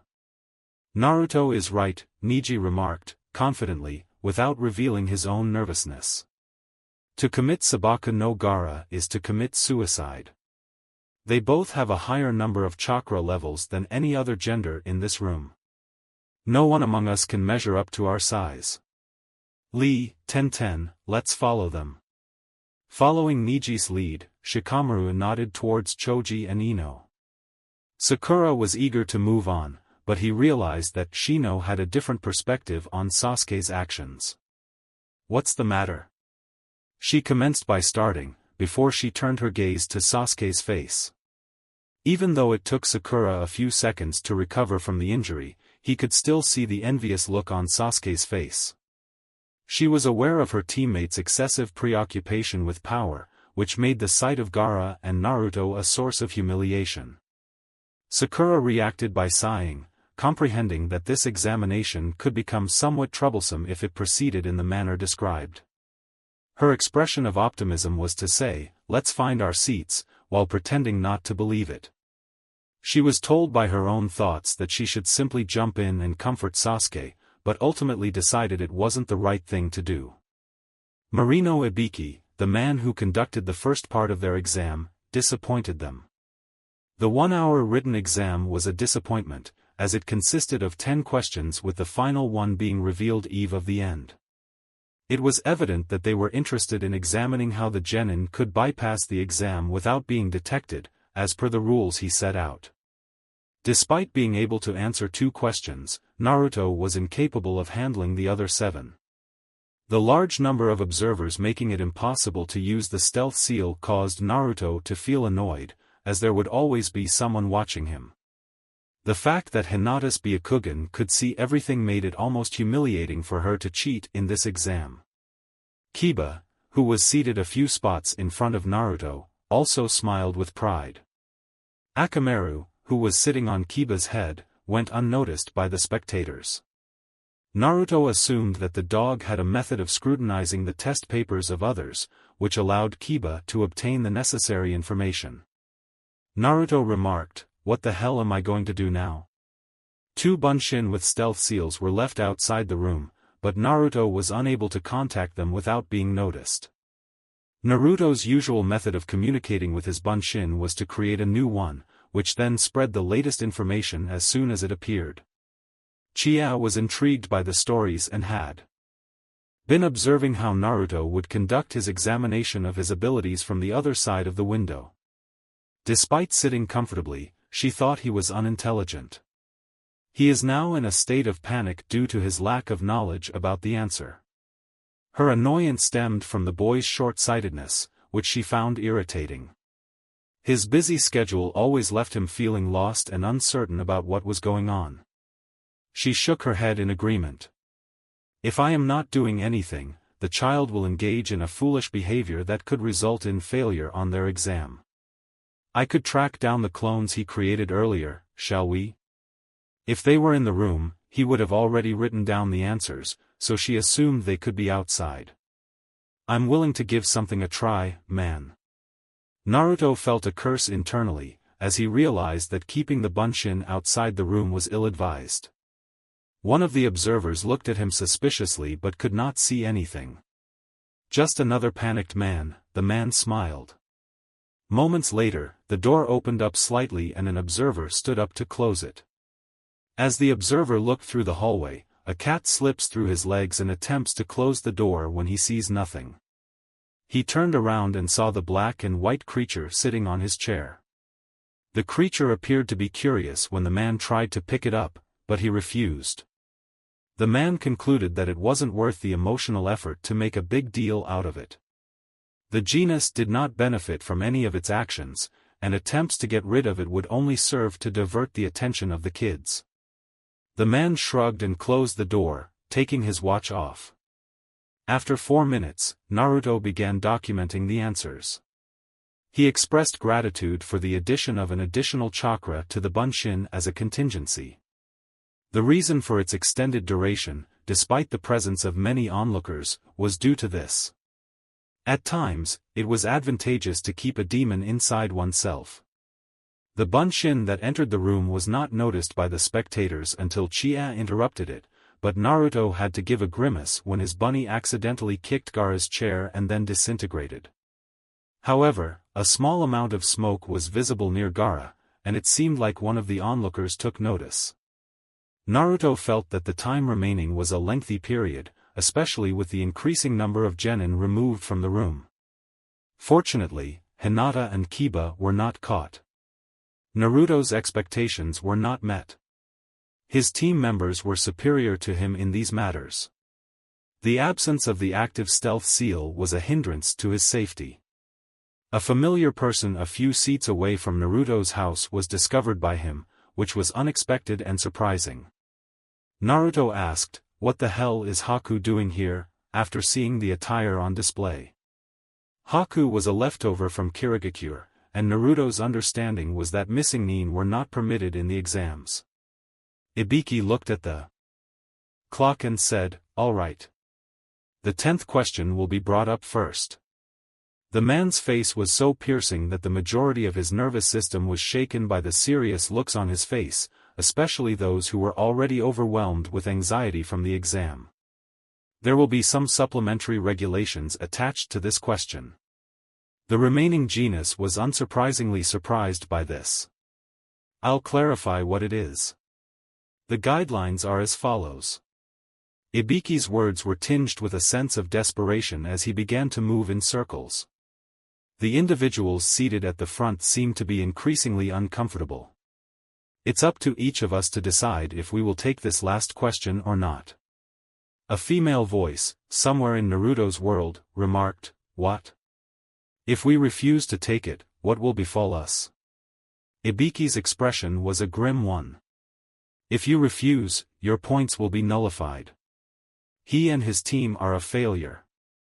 "Silence," he exclaimed loudly after several genin started to speak. The other customary regulation is to remain true, as it appears in the official statutes. The room was left completely silent. Chunin exams are not open to candidates who do not answer the question. Several individuals raised their voices to protest, shouting, "What?" Under no circumstances, Ibiki's words were hauntingly clear, he added. Kiba's protest was met with a grudge from Naruto, who smiled when Akamaru, the dog, started barking. "That's a ridiculous rule, right? There are plenty of men who have taken the exam before. Ibiki exclaimed loud. I was fortunate enough to not meet those guys, but I am a man. The rules for this year were established by me. If you lack the bravery to do it again next year, there are plenty of opportunities. The silence caused many genin to panic after Ibiki explained the situation.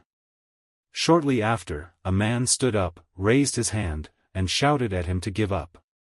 The number 50 is accompanied by the figure shown, along with the figures shown on 130 and 111. One of the observers observed, "You fail." The resignation caused a new wave of panic, and within 10 minutes, 24 men were left behind. Naruto's first stop was the individual whose answers were replicated by him, and he gazed blankly as his bunshin determined that this person had the best answers. Ironically doubtful that a person who swiftly answered everything with precision would be willing to overlook the last question. Naruto observed Kiba's frown as the boy looked back at him. Naruto's head trembled as he observed the unmentioned interrogation. They refused to surrender. Hinata was the source of Naruto's irritation, not Kiba. Despite her doubts about herself, he believed she would be the most likely to surrender. Naruto's gaze redirected towards Hinata, who had no hint at the time. Despite not being able to see most of her face, he could feel a tear rolling down her cheek as she looked downwards. Hinata was referred to as Lord Ramesh. He desires you to resist, so don't give up. It's important not to allow those bastards to claim any truth about you, as they are not. Naruto-kun's failure was likely due to the rule that was made by them. Hinata had a thought that was deeply saddening. The entire community is against him, and it is probable that they would enforce a ban on him. It's completely unjust. Tears started pouring out. What caused such widespread injustice towards her colleague? Why did they always go to such extreme lengths to harm him, despite it being against the law? Her reaction was uproarious as she heard his tirade. Her normally friendly teammate's angry face caught her gaze with fear. He shook his head in an attempt to convey the message of not daring to surrender. She nodded and smiled at her partner. No matter what they want to do with Naruto-kun, he will always be there for you, she whispered. Considering the courage that had inspired her for years, how could she have doubts about him? Naruto looked back, after initially feeling certain that Hinata would not surrender. 6 more were left in the room, and he exclaimed, "Let's stop playing with you." Ibiki's expression was somewhat frowned upon as he put his hand on the ground. The boy had exhibited anger for a moment, and the brat's immense amount of chakra had almost paralyzed the other genitalia. A further group of test-takers were frightened and excluded from the examination. He glanced around and realized that most of the skeptics had already dispersed. If you're worried, brat, don't hesitate for more than 3 minutes to sidestep the danger. Is it not advisable to take the risk? Naruto's response was distasteful. We are shinobi. If I had not wanted to take the risk, would have pursued agriculture instead. The tension was lifted by that event. It seems like that's all there is to it. He sighed, acknowledging that Enko must take on the remaining tasks. He observed the 63 genin that were left in the room. He inquired, "Do you mean nobody else?" When nobody answered, he shrugged it off. "In Ordnung, that's all right." Everyone was shouted at by Ibiki. "You're all present and collectively contributing to this." A multitude of genitalia shouted, "What?" One inquired, "What is the last question?" Ibiki's expression changed to a smile as he replied, "I just asked you this last question." He abandoned his threatening behavior and clarified it. During the first exam, you were presented with 2 options, risking your future and feeling scared. Those initial 9 questions were not useless, he exclaimed, laughing. The initial 9 questions assessed your aptitude for obtaining knowledge. If you had the bravery to do so, you would need to back up those abilities. To me, those who have fled are like ninjas. He leaned over his head and many of the genitalia held their breath as they saw the horrific scars on top. In order to be like me, you must Possessed the ability to acquire information without being noticed, he stated. Multiple genes were blemishes. In order to obtain the information, you must take a chance. Those who have been left behind today were not qualified to become Chunins and perform higher-ranking missions that involve taking one's own life. As the protests persisted, he mentioned that it was a leap of faith. Chunin alone will not make you immune to the danger that lies ahead if you manage to reach it. If you are not willing to suffer in the hereafter, or witness your fellow fighters suffering at the seams, then you should give up this exam and go back to your D or C ranked missions home. Cowards are not welcome here. I wish you the best of luck in your next chapter. Something shattered the window and Ibiki became quiet. The individual erected a massive banner and shouted, "Let's go, Mitarashi Anko, we are the second exam examiner." What the? Naruto's expression was one of a frown. I mean, this black, or blue, woman looked like she was somewhere in the middle. What was going on? A mesh boy suit with a fitted tan overcoat was worn by the woman. In addition to her usual suit, Naruto sported a dark orange mini-skirt and draping on her forehead, but ultimately felt that she should have worn something more modest. The influence of Haruki's lectures on good manners was finally recognized. Ibiki expressed his belief that bad timing was the reason for it, as he stood behind the banner. What the? The tall man shrugged off the fact that there were many maggots present in this area.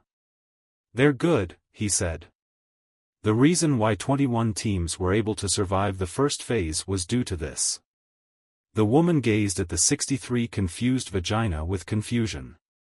Well, okay, I'd cut them in half anyway. With a melancholy smile, she added, all the more fun for me. The shrill Jonin exclaimed, come on back maggots. We will resume our training at the 4-day training ground tomorrow, starting at 9. Naruto discovered that the woman he had met was responsible for caring for him in the forest, and she pursued him twice after noticing his presence. A wide ferocious smile was shed when he joined forces with Kiba and Hinata.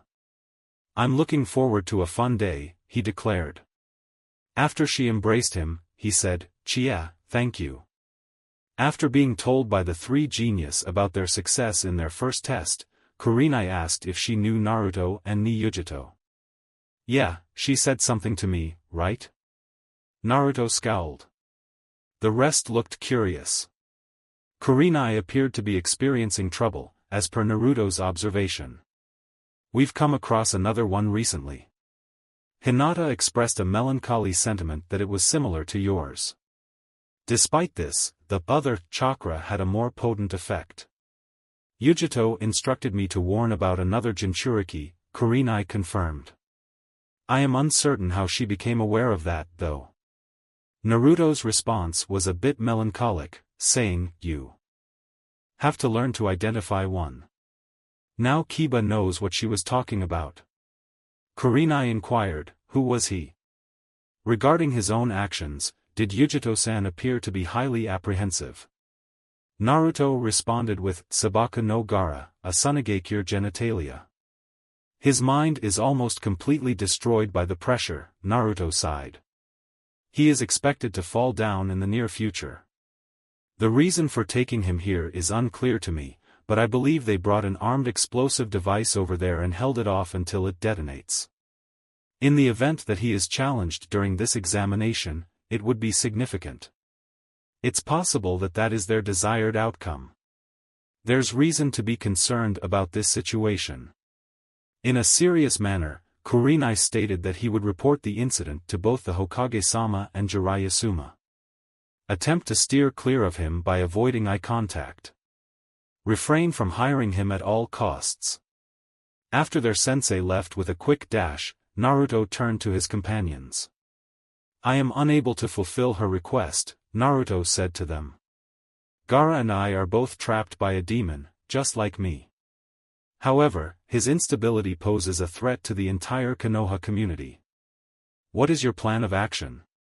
Kiba inquired, anticipating Naruto's response. For both of you to refrain from joining it. Naruto interrupted her before she could refute it, stating, "I am serious, Hinata. Gaara has a higher level of chakra than any other gender. If he advances into the later rounds of exams or becomes unmanageable when you are present, I am the only one who can bring him down and eliminate him from the forest of death." "You can't take it all in," Kiba declared. "What is the reason for putting your life on the line?" Naruto responded with, "I am a shinobi. I am accountable for my actions. I am also my fellow Jinchuriki. I am anxious that he was brought here for a specific reason. Maybe as a response to me, or maybe because they just want to unleash him upon Konoha." Hinata argued that the peace treaty between Tsunagakure and Konoha was not valid and put an end to it. It's possible that the two villages have a treaty with one another, but how would they have known about it? Nevertheless, this would not be the initial treaty to be disregarded. Naruto's response was darkly veiled.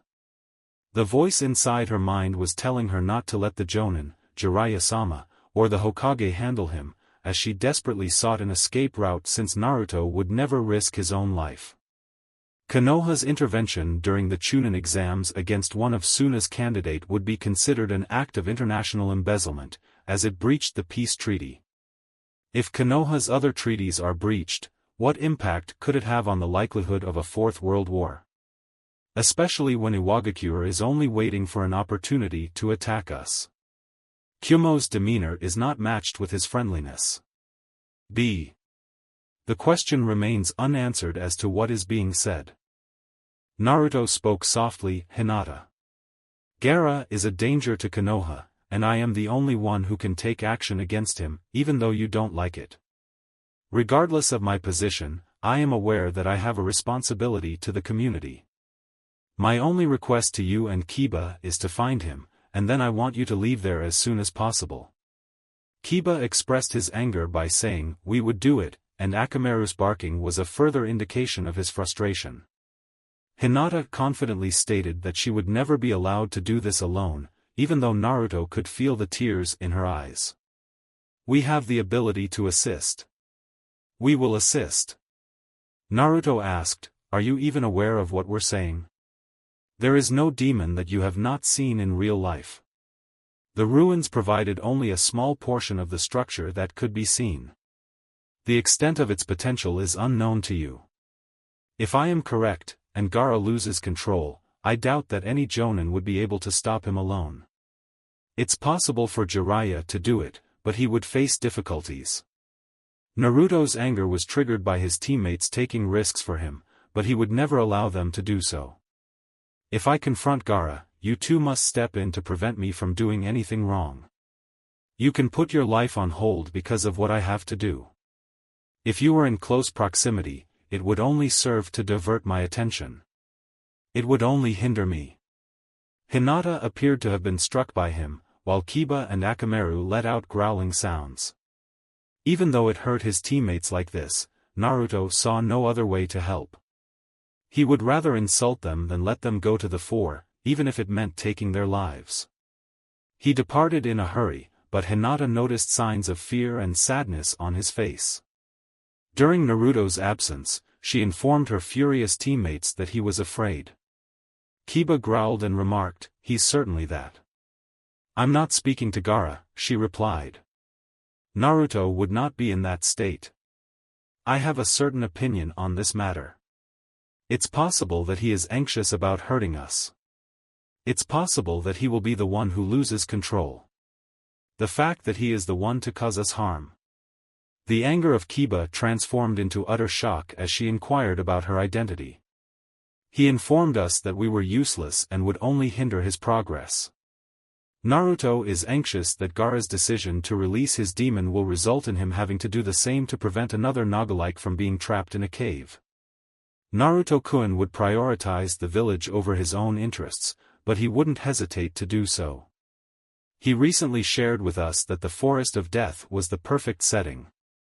Konoha would be the least affected by their fighting in that particular area. Imagine the scenario where a demon was released into populated areas and you were in that state." The tears rushed down Hinata's face. Naruto would be willing to sacrifice his life for the same people who cursed him throughout his existence. Nevertheless, I am unsure of the reason behind my statement. I refuse to do it, she moaned. We require Jiraiya-sama's assistance to be successful. Is there a certain way in which things work out? The room was filled with silence after Kurenai's departure.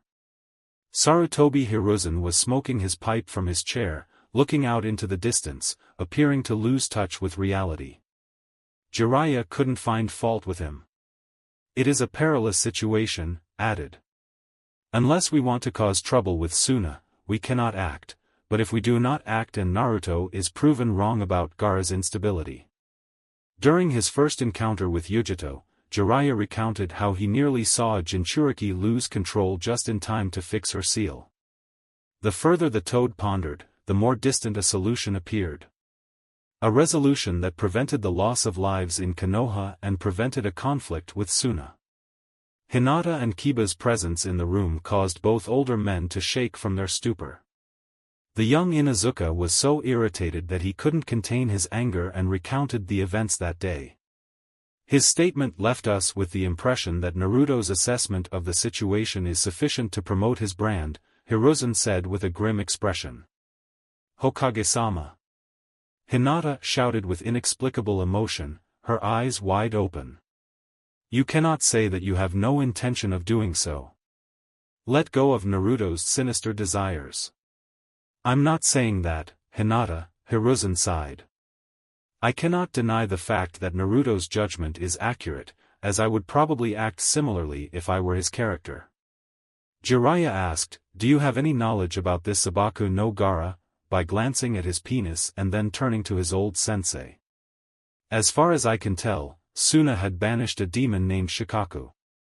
It is said that this creature is the restless spirit of a corrupted priest, but I suspect it to be the Ichibi, one-tailed Bijou. The words, Jiraiya, sighed. If that kid were to break free, the Senegate in Konoha would probably only have 4 individuals who could defeat and survive without assistance. Yujito said from the window, one of them has no intention of starting a world war, and surprised everyone else. The fact that she surprised 2 people was quite significant. Don't worry, there's no need to fret. Upon witnessing Hiruzen rise from his position, she quickly stated that she would not take action against Konoha and Hokage-sama. I will come to my aid if I am attacked, but I cannot assault a Chunin candidate during his exams. Raikage-sama would not permit me to do so, and he would be justified in doing so. Nevertheless, a statement remains unconfirmed. Kiba made an effort to express his disapproval. Naruto is the only one with raw power to defeat Gaara, Yujito said in a clearly audible manner. If Gaara loses control, it would be foolish to believe that he has the ability to match him. Hiruzen asked, what do you think? We are unable to act, but we must take action when so many lives are at risk. The Jinchuriki made it clear that sending Naruto to Gaara's side is the only way to kill him, and they were right. He is still in the process of getting things right, but not quite ready for it. Jiraiya softly replied, maybe not, but maybe not. Don't underestimate the power of Naruto. Yujito, as you too, had to grow up at a faster rate than any other child. We cannot be alike, so please don't compare us, she muttered. The Kyuubi were so different from the Nibi that Hinata and Kiba couldn't fathom who they must have been. This is not the time for this, Hiruzen declared with a tired tone, as he lifted his hand to conclude the conversation. If you believe that Naruto requires additional assistance, I suggest that Hinata and Kiba make an effort to prevent him from engaging with Gaara in the future. Naturally, there is no public revelation of this. Hokage-sama, we will give it our all and try to succeed, said Hinata in relief.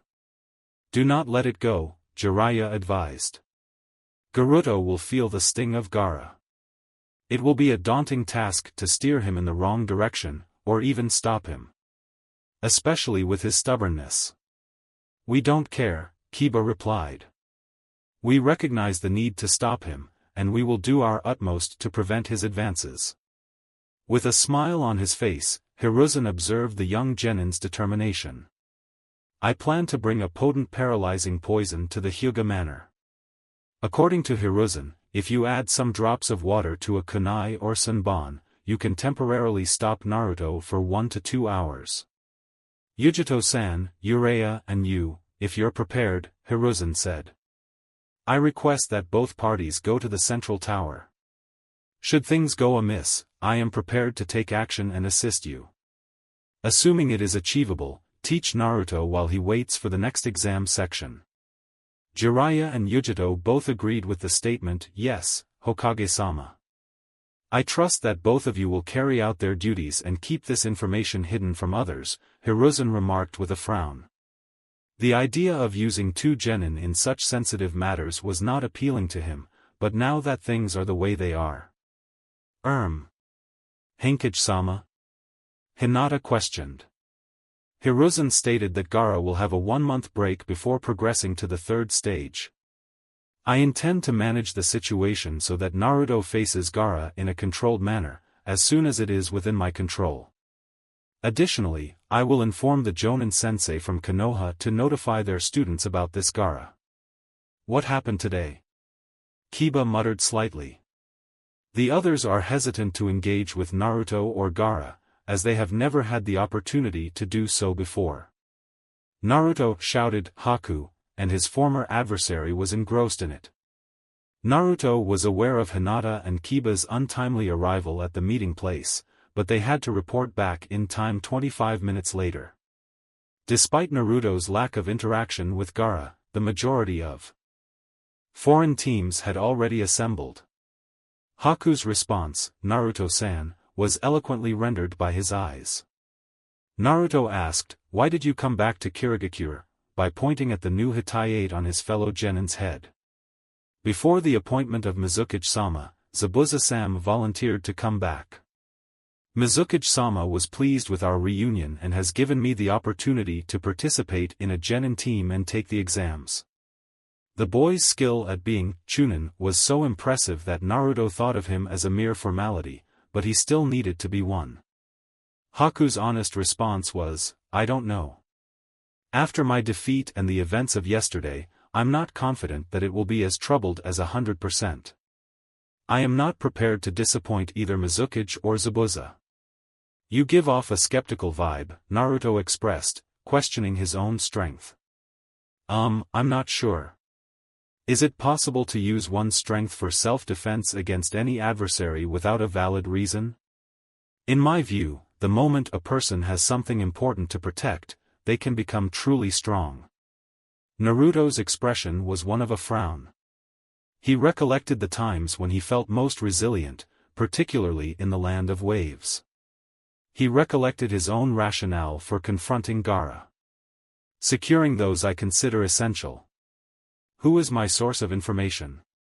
Naruto contemplated his team, which included Hinata, Kiba, Kira, Akamaru, and Kurenai. Besides him, his team comprised of Haruki, Ako, Jiraiya, and even the old Hokage. Naruto stated, I suppose you are correct. Why did you say that? Haku questioned with a grimace in his eyes. I have witnessed your behavior both yesterday and during the country of waves. Throughout my life, I have been dedicated to serving Zabuza-sama and recently Mizukage subject to his fate. I saw you, but it felt like you were fighting for your own survival. You act as if you lack knowledge about the reason behind your fight. Naruto was unsure of how to react to that statement. Haku came back to his teammates. Naruto's expression was one of power without logic. I fulfill my obligation to a community that rejects me. What is the justification for this? Those who return it with hatred are well received by me. Is there a reason for me to be upset? Naruto heard the Kyuubi laughter. The rationale is that weaklings must fight for their own benefit, as no one else will do so. The fox's words were incoherent. Naruto's initial reaction to this was usually positive, but his involvement with Team 8 caused him to change his perspective. It seemed to Naruto that he had begun to change, with only slight modifications. After 10 minutes, Naruto had the opportunity to consider his own motives and Haku's words before being joined by Kiba, who looked serious. Hinata appeared to be somewhat agitated. Naruto was still irritated by the Gaara incident, as he stated. The group maintained a quiet demeanor. Naruto scowled, I am capable of scaring off those who don't treat me as an outsider. He sensed that it was essential. It's better for him to be hated by them than to allow them to live in such a fateful circumstance.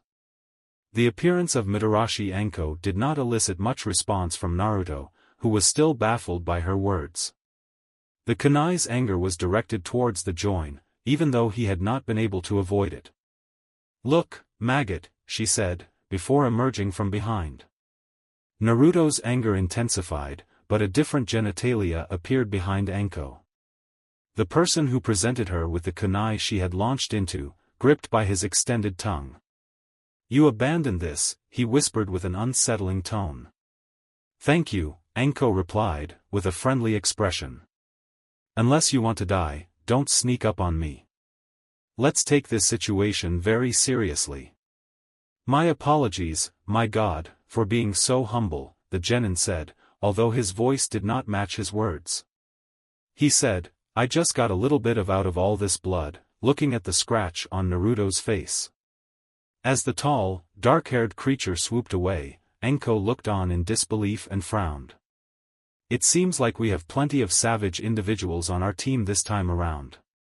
Naruto was looked down at by her, who warned him that he should also be cautious not to act foolishly. If I let anything go, Kurenai would kill me, she whispered.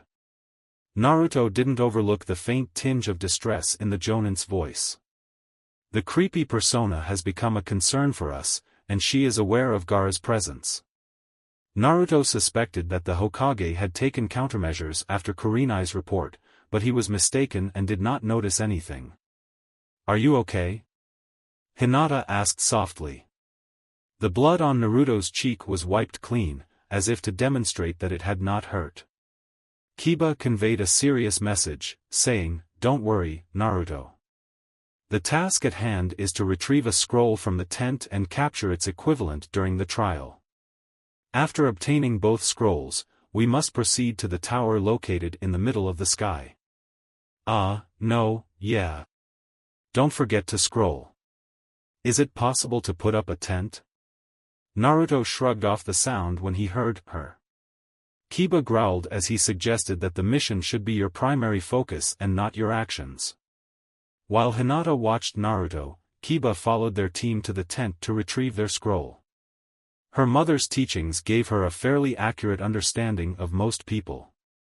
She was unable to discern what Naruto was thinking. He had displayed his determination the previous day, but now he appeared disoriented by his own thoughts.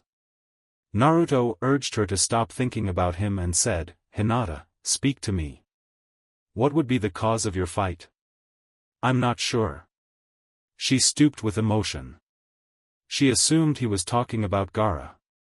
I have no intention of battling and I would prefer to be unaffiliated. Naruto's expression was one of a frown. We are shinobi and fight is inevitable. What is the reason for our fighting, given that Naruto refused to acknowledge Kiba's return? You've completed the agreement forms, the Inuzuka stated enunciatedly. There is a sense that we are at risk of dying. To the northeast, Hinata whispered to her teammates. They found another team within 10 minutes of entering. Team 8 had a disadvantage as both Kiba and Hinata were part of the same team. There is a peculiar quality about them, Hinata observed, as they approached them. Genjutsu, Kiba shouted with a hissing response. Release, the three chanted. Despite Naruto's questioning, he did not feel any change in his circumstances.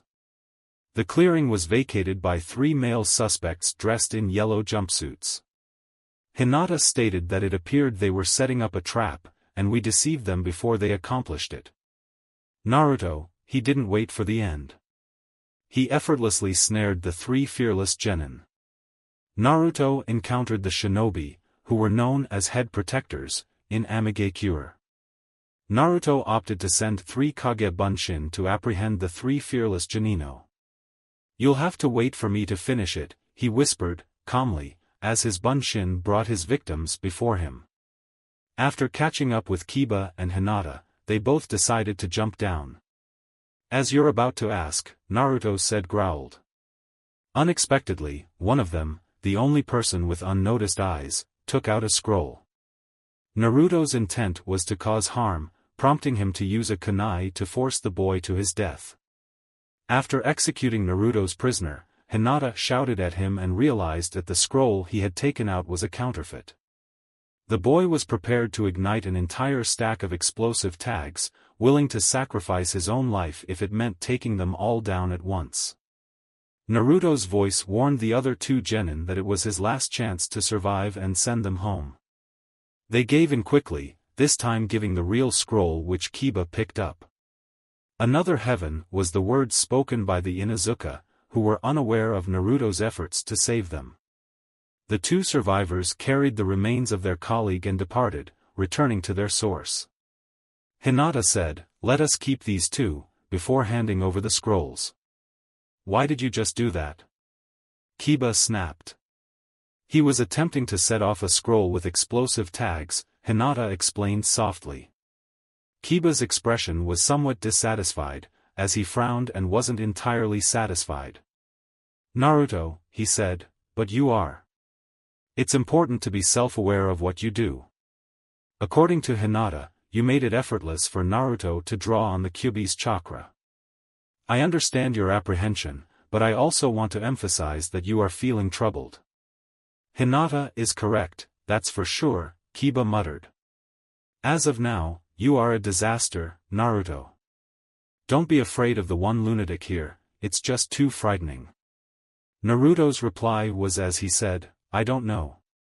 We were given the appropriate scroll. I already informed you that." Kiba retorted, "You didn't kill the guy for no reason." The anger of Kiba caused Hinata to feel uneasy, and Naruto's eyes appeared somewhat disappointed. She activated her Byakugan. A bear attacks a girl nearly kilometer away on the north shore. "I speculate that the scroll is indeed hers," Kiba murmured. Another group of people attacked Karen, causing her to lose track of her teammates. The left calf muscles were injured by a kunai, which made her lose some of her mobility. After escaping from her pursuers, she decided to take a short break to heal her leg. She yelled out, "What the hell am I doing?" and quickly ran off on her injured leg. During her recent exploration, she came across a massive bear in the cave she was staying in. She was pursued by the creature with black fur. The creature would have been unable to keep up with Karen otherwise, but after the animal broke open wounds and fled for more than half an hour, she was unsure if she could run as far as it did. Besides her current situation, she was also experiencing the presence of 3 shinobi in front of her. She was informed by her sensory skill that 2 of them were relatively normal, but above average. However, in comparison to their teammate, she exclaimed, "Wow, why 2 of you should I meet?" after witnessing the Konohasuna shinobi fight yesterday. She made an effort to flee, but the bear in her presence presented no possibility of escaping. She was deeply disturbed and attempted to hide behind a tree in close proximity. "Getsuga!" was shouted by one voice and yelled out another. After a massive crash, she witnessed the bear running away. Akamaru was congratulated by the voice, who then let out a happy bark and exclaimed, "Thank you." If Karen froze, she wouldn't be noticed by them. She was asked by a calm woman, "Where are your teammates?" Karen looked up at the girl's white eyes that were visible in front of her. In an unenthusiastic tone, Karen uttered the words, "I don't know," and raised her hands above her head. "My God, I cannot bear to see you kill me." Karen rebuked herself for being unable to hold her tears in. Within an hour, she had completely shattered all of her chakras. Had experienced multiple fatalities. The boy whose voice she heard earlier said to her, "No, we don't kill anybody," without exacerbating the conflict. "What is your place of origin?" "She has a Kusagakure forehead protector," another person said. She saw the blonde chakra monster and was scared when she turned around. The girl halted Karen's departure as the blonde sighed. Naruto-kun is not willing to hurt those who don't want to harm us, she said with a soft voice, but her eyes were fixed on the other boy who had just taken his turn and placed shitlock on top of him. The boy carrying a dog gave wolfish expressions, saying, "You can only do that if you don't give us your team scroll." Despite her initial fear, Karen discovered that the group had saved her life. "Thank you," she softly replied. "Thanks for saving me, you have done a lot of good." Naruto's son was anxious while Karen rummaged through her pack. "I have this," Karen declared, handing over her team scroll. "I don't know where my teammates were or whether they even survived the ambush we just ran into." The white-eyed girl asked, "Who attacked me?" "It's my belief that they were from your community." The shinobi, who had gray hair and was older, led them. Naruto replied, "Isn't anyone we have in common with," but he denied. He asked the boy who had worn a dog and saved Karen, Kiba, earlier. "No," and Akamaru responds with a barked tone. In denial, the girl with white eyes shook her head. Naruto asked Karen if she had the ability to sense something. He stated that when the others looked at him, she was looking at me with a funny expression. He smiled. Nodding was a gesture of delight for Karen. "Yes, perfectly. Yes, of course. It's evident that you have a feeling. You and all that lies within you. It's not true that it is." Kiba expressed his laughter through the act. "According to my words, Naruto, I am not telling you. It's important to be self-regulating."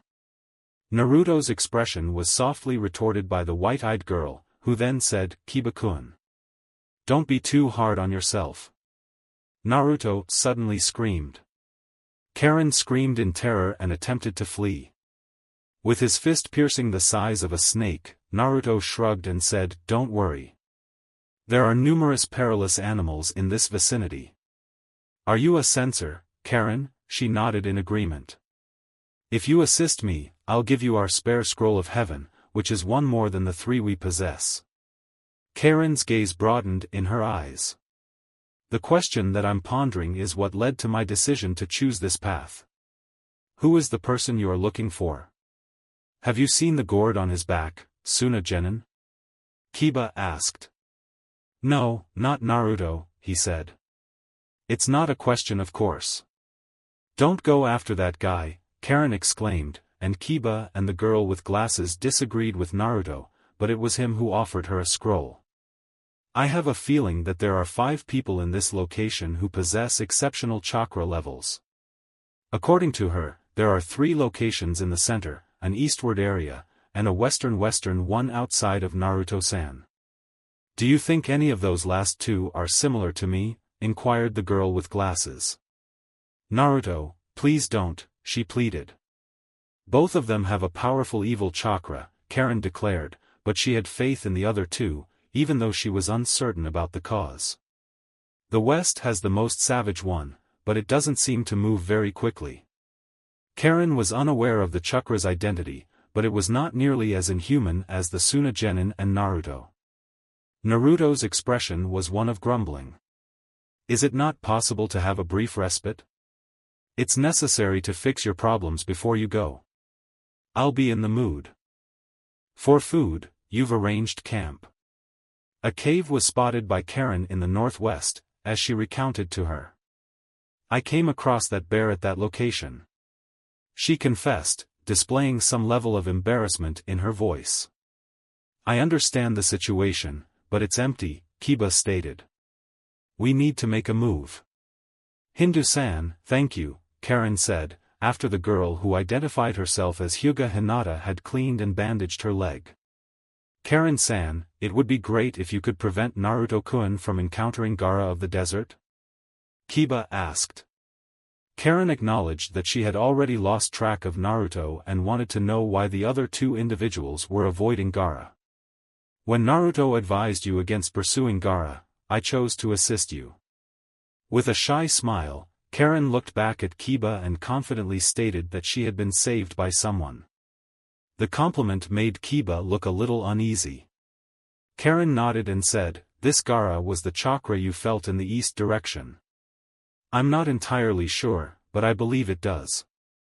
The one in the east bears a striking resemblance to Naruto, while the one from the west is significantly less powerful and more malevolent than any other signal. Jiraiya-sama and Yujito-samak are the only two people left, right?" Hinata whispered. She was slightly uneasy when she discovered a second, more powerful chakra in the vagina that she had missed the previous day. She was aware that it was tough to avoid her Jujutsu. Before Naruto entered their cave with rabbit and various fruits, Kiba asked Karen, who is now petting Akamaru. "Karen is the individual I am referring to. Although I reside in Kyusugakure, I am aware that my birthplace was not present. Following the destruction of my village during the war, I resided in an orphanage in their country." According to Naruto's expression, the word orphanage caused him to lose his cool, as he looked up and down. "I was told that I was the only survivor of my village," she added. "I'm not sure if I belong to a specific clan, but the Shinobi of the Hidden Grass recruited me after discovering that I had voyeuristic abilities." Naruto's expression was resigned as he recognized that many orphanages did not conceal the sale of children with exceptional talents. "Are you fond of it?" he asked. They were satisfied with Karen's silence. Kiba advised against it, stating that one can defect by hiding in woods and applying to join the Konoha Shinobi force after passing the test. During the exam, Kyusugakure would assume that you were deceased. "It would be great if I could escape that place," Karen stated, feeling grateful.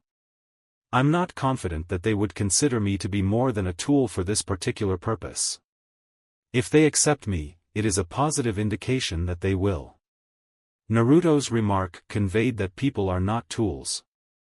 "Hokage-sama is not what you think it is," Hinata declared quickly, after grasping Naruto's meaning. "He shows reverence to his people, just as he would not permit individuals to waste their own lives," she stated. Naruto paid attention to Hinata's warning and instead focused on the fruit, while Kiba readied the rabbit. Shortly, Team 8 and their temporary ally were having dinner. "Thanks to the food. Karen, could you explain why you're taking a break so early?" As per Naruto's explanation, people are actively searching for their missing loved ones, it was mentioned. "We don't need to rush, especially since we have what we require now," Naruto yelled. The other teams would be no match for Shikamaru's opinion, making it a troublesome task. Kiba's response was a laugh, especially considering the numerous negative comments made about him and Akamaru. "I didn't sleep well either," Naruto stated. The situation surrounding Gaara caused him to become upset and the Kyuubi kept bothering him throughout the night. "Hinata suggested that you sleep for an hour before extending our break." Naruto observed both her and Karen. "It's fine, but it wakes me up if he starts to move." Karen said, "He's attacking now." After Naruto was awakened by Kiba, the four of them moved their bodies. The healing process of Karen's leg had been atypical, but Naruto was the only one that could demonstrate this remarkable feat. "An additional kilometer towards the northwest," she stated, after some time. By utilizing Hinata's Byakugan and the noses of Kiba and Akamaru, they were able to avoid any traps or other teams. Naruto was not particularly keen on taking down another team, but it would only be a waste of time.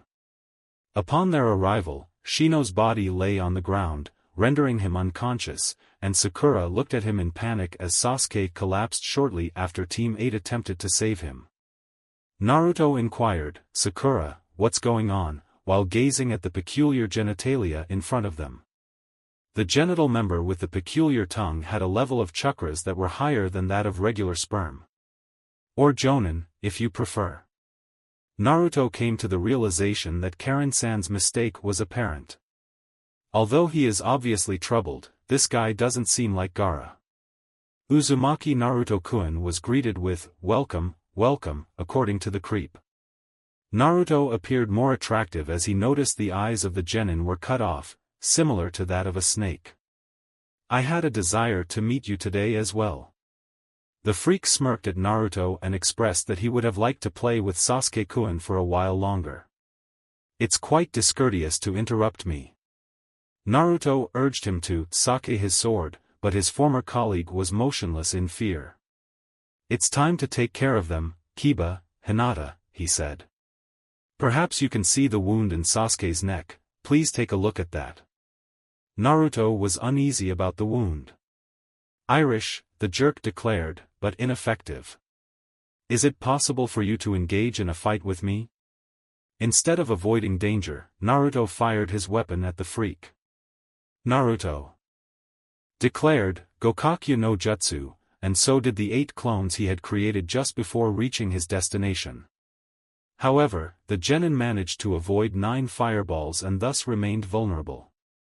The Narutos yelled out, Futon, Wind Cutter. Naruto was unable to follow the speed at which the freak executed his jutsu, but could observe that it was an alteration of the original Kawarimi no Jitsu. Despite the effort to avoid harm, Naruto had successfully cut his opponent once. Upon seeing the freak's annoyed grimace, Naruto was surprised to see something unusual on his face. Naruto utilized Futon explosion to alert his teammates that they were eager to jump in after being removed from the danger zone.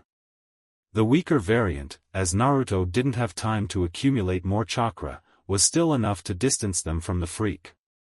I'm having trouble and everything seems to be going wrong. Naruto grimaced while submerging himself in the Kyuubi's chakra, but he made sure not to jump too quickly to avoid losing control. That's where it departed. He whispered, his eyes changing from anger to surprise. Naruto was enveloped by the crimson chakra and charged in. Despite being able to block most of his attacks, the freak had to exert himself rather than doing things casually like before. Naruto shouted, Renkuden, a futon, and fired enough chakra into the air bullets to blow up several trees when struck. He questioned whether it was still worthless, and attempted to anger his unfeeling adversary by using more of the Kyuubi's chakra on himself. With a hint of seriousness, the freak stated that Naruto-kun is worth watching, so it's not meaningless. I acknowledge your improvement despite my initial expectations. It would be a waste of time and energy for me to continue doing this, he said. This man was much more skilled than he allowed. Naruto expressed his dissatisfaction. Who was this evasive bastard, you may ask? At one point, Naruto realized the mark on his left arm. The Kyuubi's chakra was used after a minor injury suffered by the freak, which didn't feel good. Naruto could sense an odd itchy feeling as the Kyuubi's chakra ejected and its place was lost. The issue at hand is not related to healing. He pleaded with his teammates to shut up, antidotes, and then retreated from the Kyuubi's chakra by running towards the area where the others had assembled. Please kindly provide us with our initial response, hurry. I need to know something before you do, Lord Naruto. Kiba remained calm and moved on from Naruto's tirade after the Jinchuriki collapsed. Poison, Karen hissed. Hinata, who was pale in appearance, promptly opened her first aid kit and administered Naruto a mixture of antidotes that could be used to treat most poisons.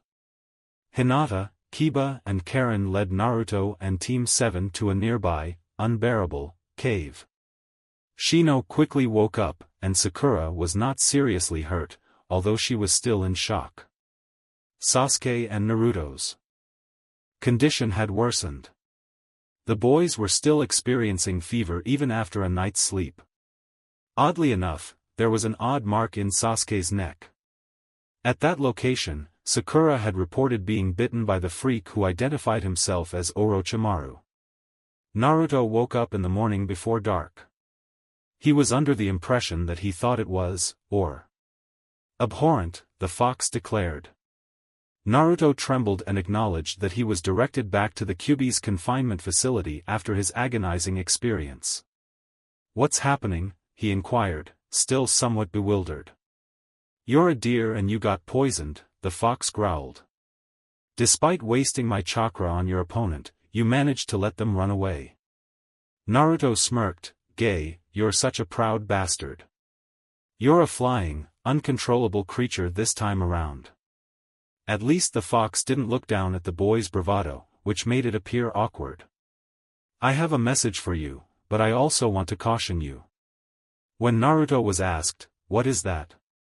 the fox seldom gave him any warnings, but his actions were indicative of their survival. "That Uchiha brat, which was one of your former teammates," the fox declared. "He wore what appeared to be a kind of seal on his body, with an appalling sort of chakra. If it's not locked, he will fall to the ground. I have no issue with his passing, but it would be bothersome if he were to become rebellious." Naruto speculated that the fox's hatred towards the Uchiha would result in it losing its chance to eliminate the Sharingan. The fox confessed, "That's also true," to the statement. "You're familiar with the evil sealing method, employ it and be good to go. I have a talent for drawing, but I am uncertain about the authenticity of my drawing." The fox growled and said, "Let us talk about how we need our hand seals. After waking up, prioritize immediate self-healing and apply the technique to the Uchiha brat once you have regained sufficient chakra." In reality, it was a bit more uncomfortable to wake up to. Despite the poison, his body still experienced the burning sensation caused by the fever, and the chakra's formation was also disrupted. While opening his eyes, Naruto trembled and grumbled as he tried to get up. Something else was also weighing down his body. "What the?" Naruto's dry throat was punctuated by his whispering. While Naruto was sleeping, Hinata held him as he fell asleep, and Akamaru lay on top of the blanket that covered him.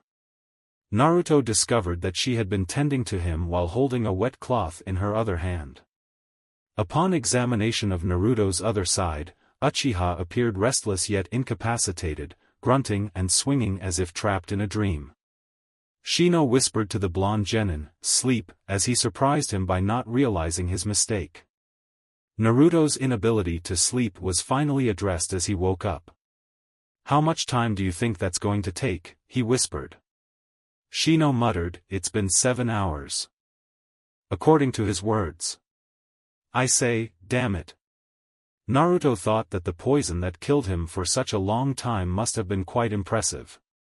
Despite his inability to sleep, Naruto endeavored to shape some chakras. Naruto managed to produce a small amount of chakra within hours, and he began to speed up his recovery. Shino climbed the mountain. "Hinata," he whispered to her, awakening her. In a blink of an eye, individuals are approaching.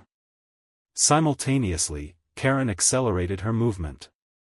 "You're aware of?" she inquired.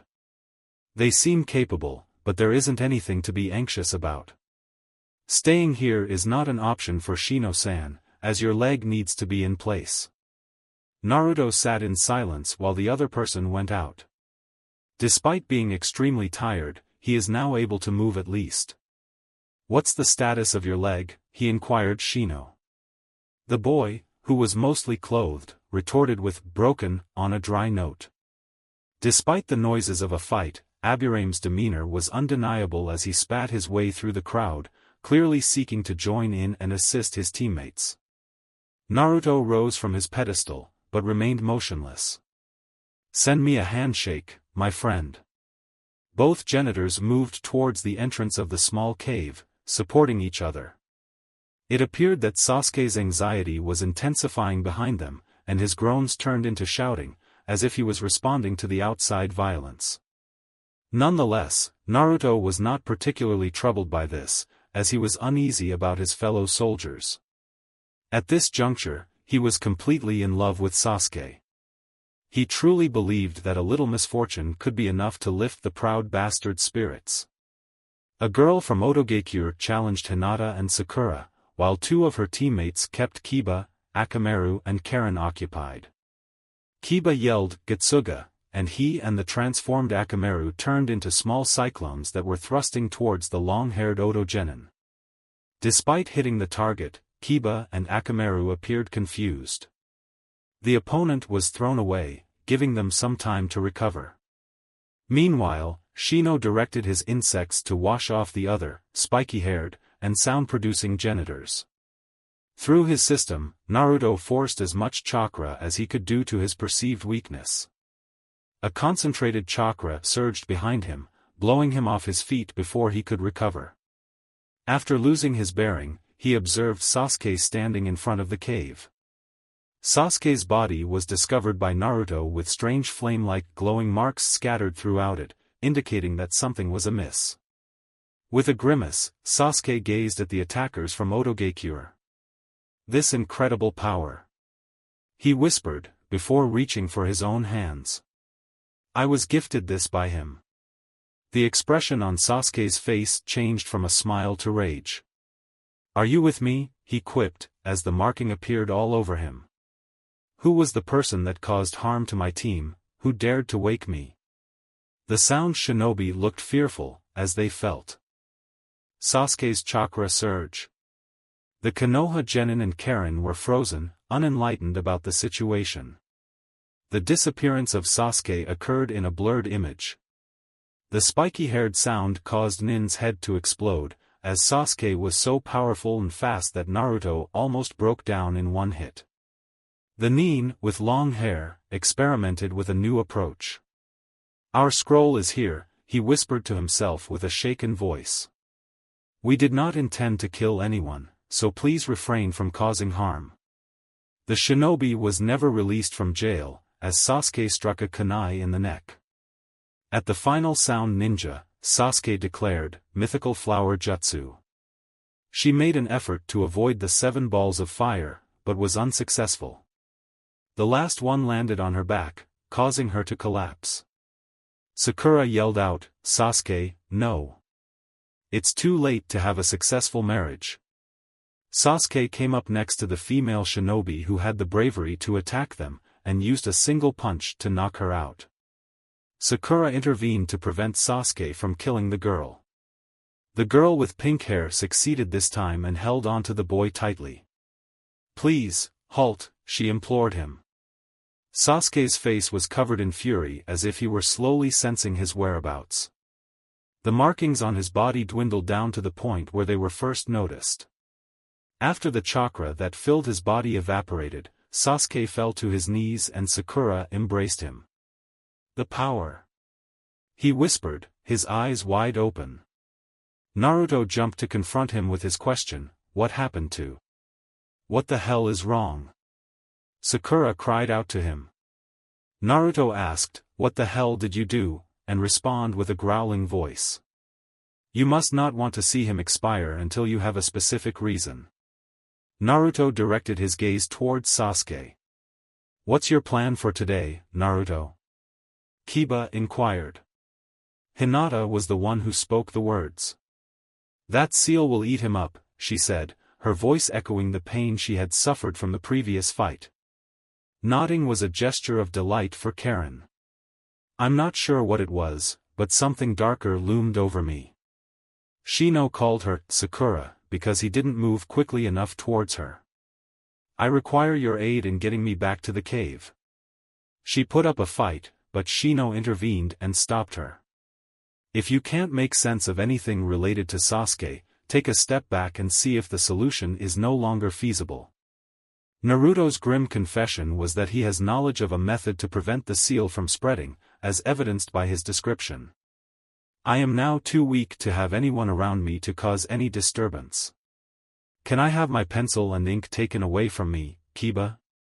Hinata, Karen, please don't let anyone else get too close. She assisted Shino back to the cave after Sakura sighed in defeat. She declined to leave the entrance, as she wanted to keep an eye on Sasuke's fate.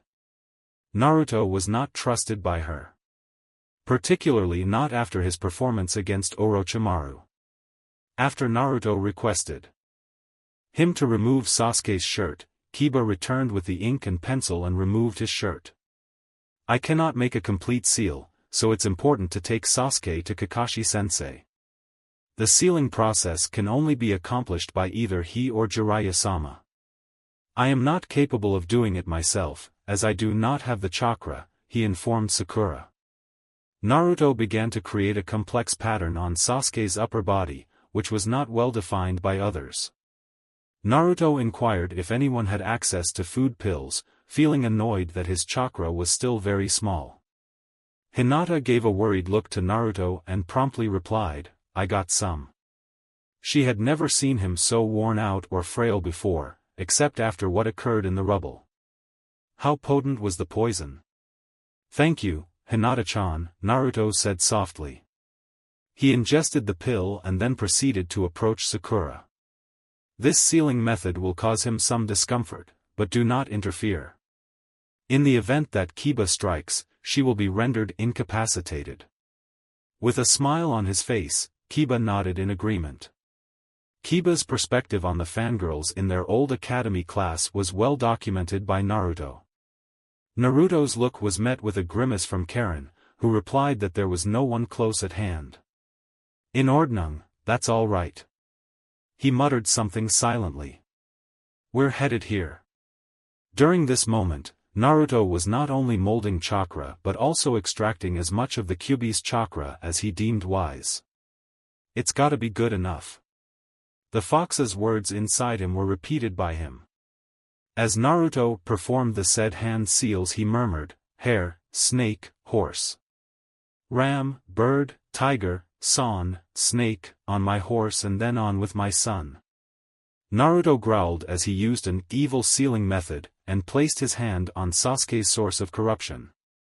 Naruto's designs began to move towards and surround the distorted seal.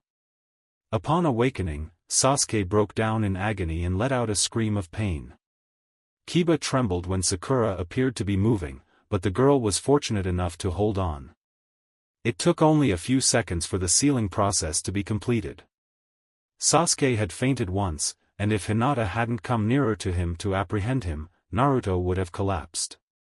Naruto gave her a weary look as his face was permeated with sweat. "Success," he whispered, before passing on. Naruto was once again in the cave after waking up. Hinata assisted him to sit and then gave him drinkable items while she was awake, this time. Naruto expressed his gratitude with a soft voice, saying, "Thanks." "How's it going?" she asked eloquently. "I'm feeling better, but I suspect the poison has already left me." Sakura inquired about Sasuke's condition, stating that he was still unconscious. When Naruto asked, "Are we going to wake him up?" "He'll be fine, but it probably will take a day or more and maybe even more, depending on his own strength. I'm not entirely sure, but the strength of the object Orochimaru left on him could be a contributing factor. Moreover, I was too weak to carry out the complete sealing process at this time." Shino asked, "What does that signify?" "I previously mentioned that Sasuke should finish the exam as soon as possible and inform Kakashi-sensei about the situation. The seal I slapped on him must be repaired or replaced, but it should save Sasuke at this point." "Are you suggesting that Sasuke should quit after this?" Naruto nodded and suggested that Kakashi-sensei might respond in the same way. "Ensure that he does not enter his own chakra before the seal is completed. I gave him a seal that is not perfect, but if he pushes himself too hard, it may break." Naruto has been given another food pill, and Hinata added water to it to help him flush out the hunger. "It's advisable to take some time off before going to bed." "Ah, no worries, I think you're a mess," Kiba stated.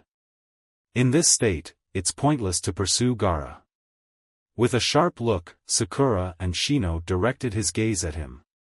Karen stated that the individual was out of range, but it is believed that he had already entered the central tower. Hinata emphasized the importance of reporting what occurred promptly, she said. If Orochimaru's true identity was in fact his former teammate Jiraiya-sama, he is the one who truly lived up to his name. Naruto sighed and acknowledged his defeat. "Agreed, I'll follow through with what you ask." Kiba gazed upwards. "I had the impression that I remembered that name somewhere."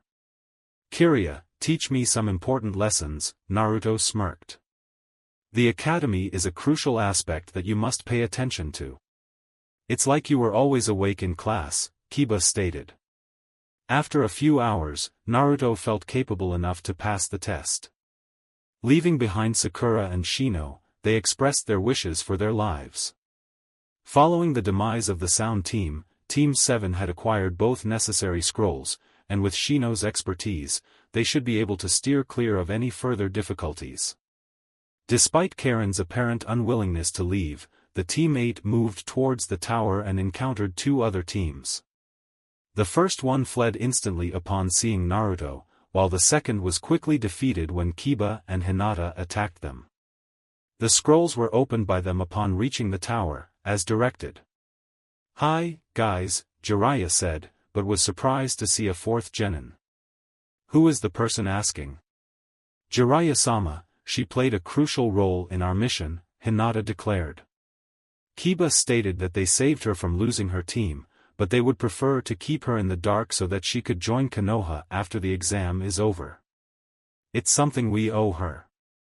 Jiraiya scowled at the peculiar request and then shrugged off his worries. "Is it believed by her teammates that she died in the woods? I'll choose to stay in this place instead of going back to Kyusugakure, knowing that they don't care about my life or death."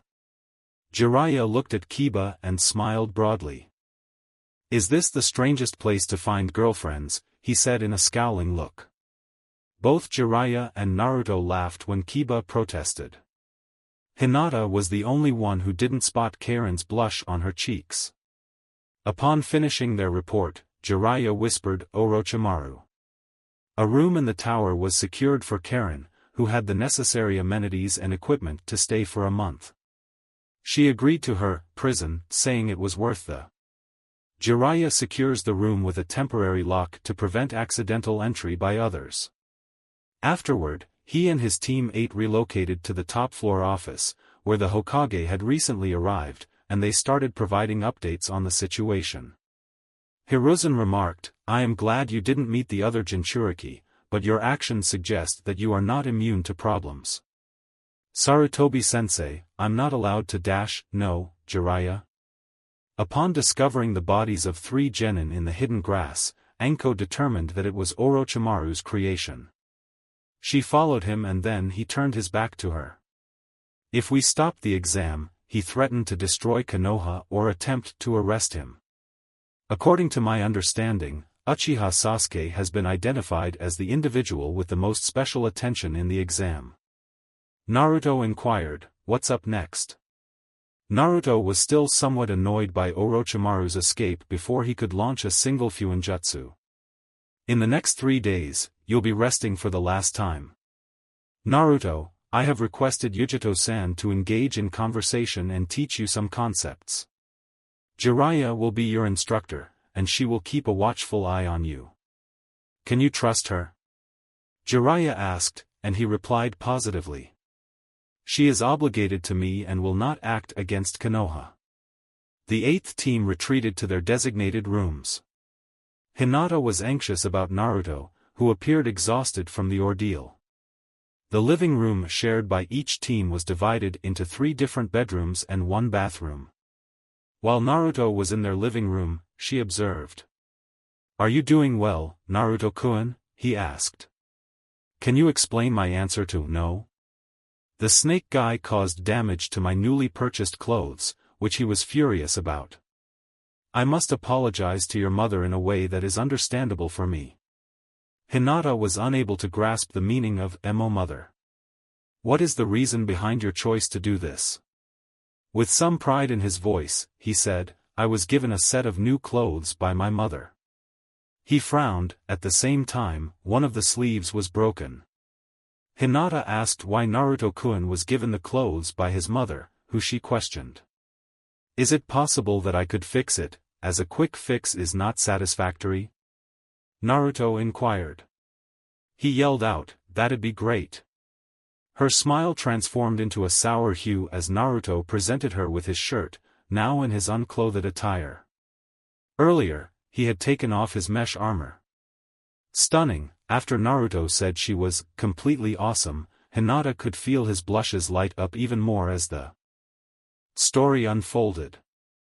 Thanks for watching. If you enjoyed this video, smash that like button and subscribe for more content. Support the original author by clicking their profile link in the pinned comment of the first video of this series. They deserve the love. Want early access and exclusive content? Join my Patreon community, link below. Your support fuels these videos. Drop a comment with your thoughts, and I'll catch you in the next video. Stay entertained, stay safe.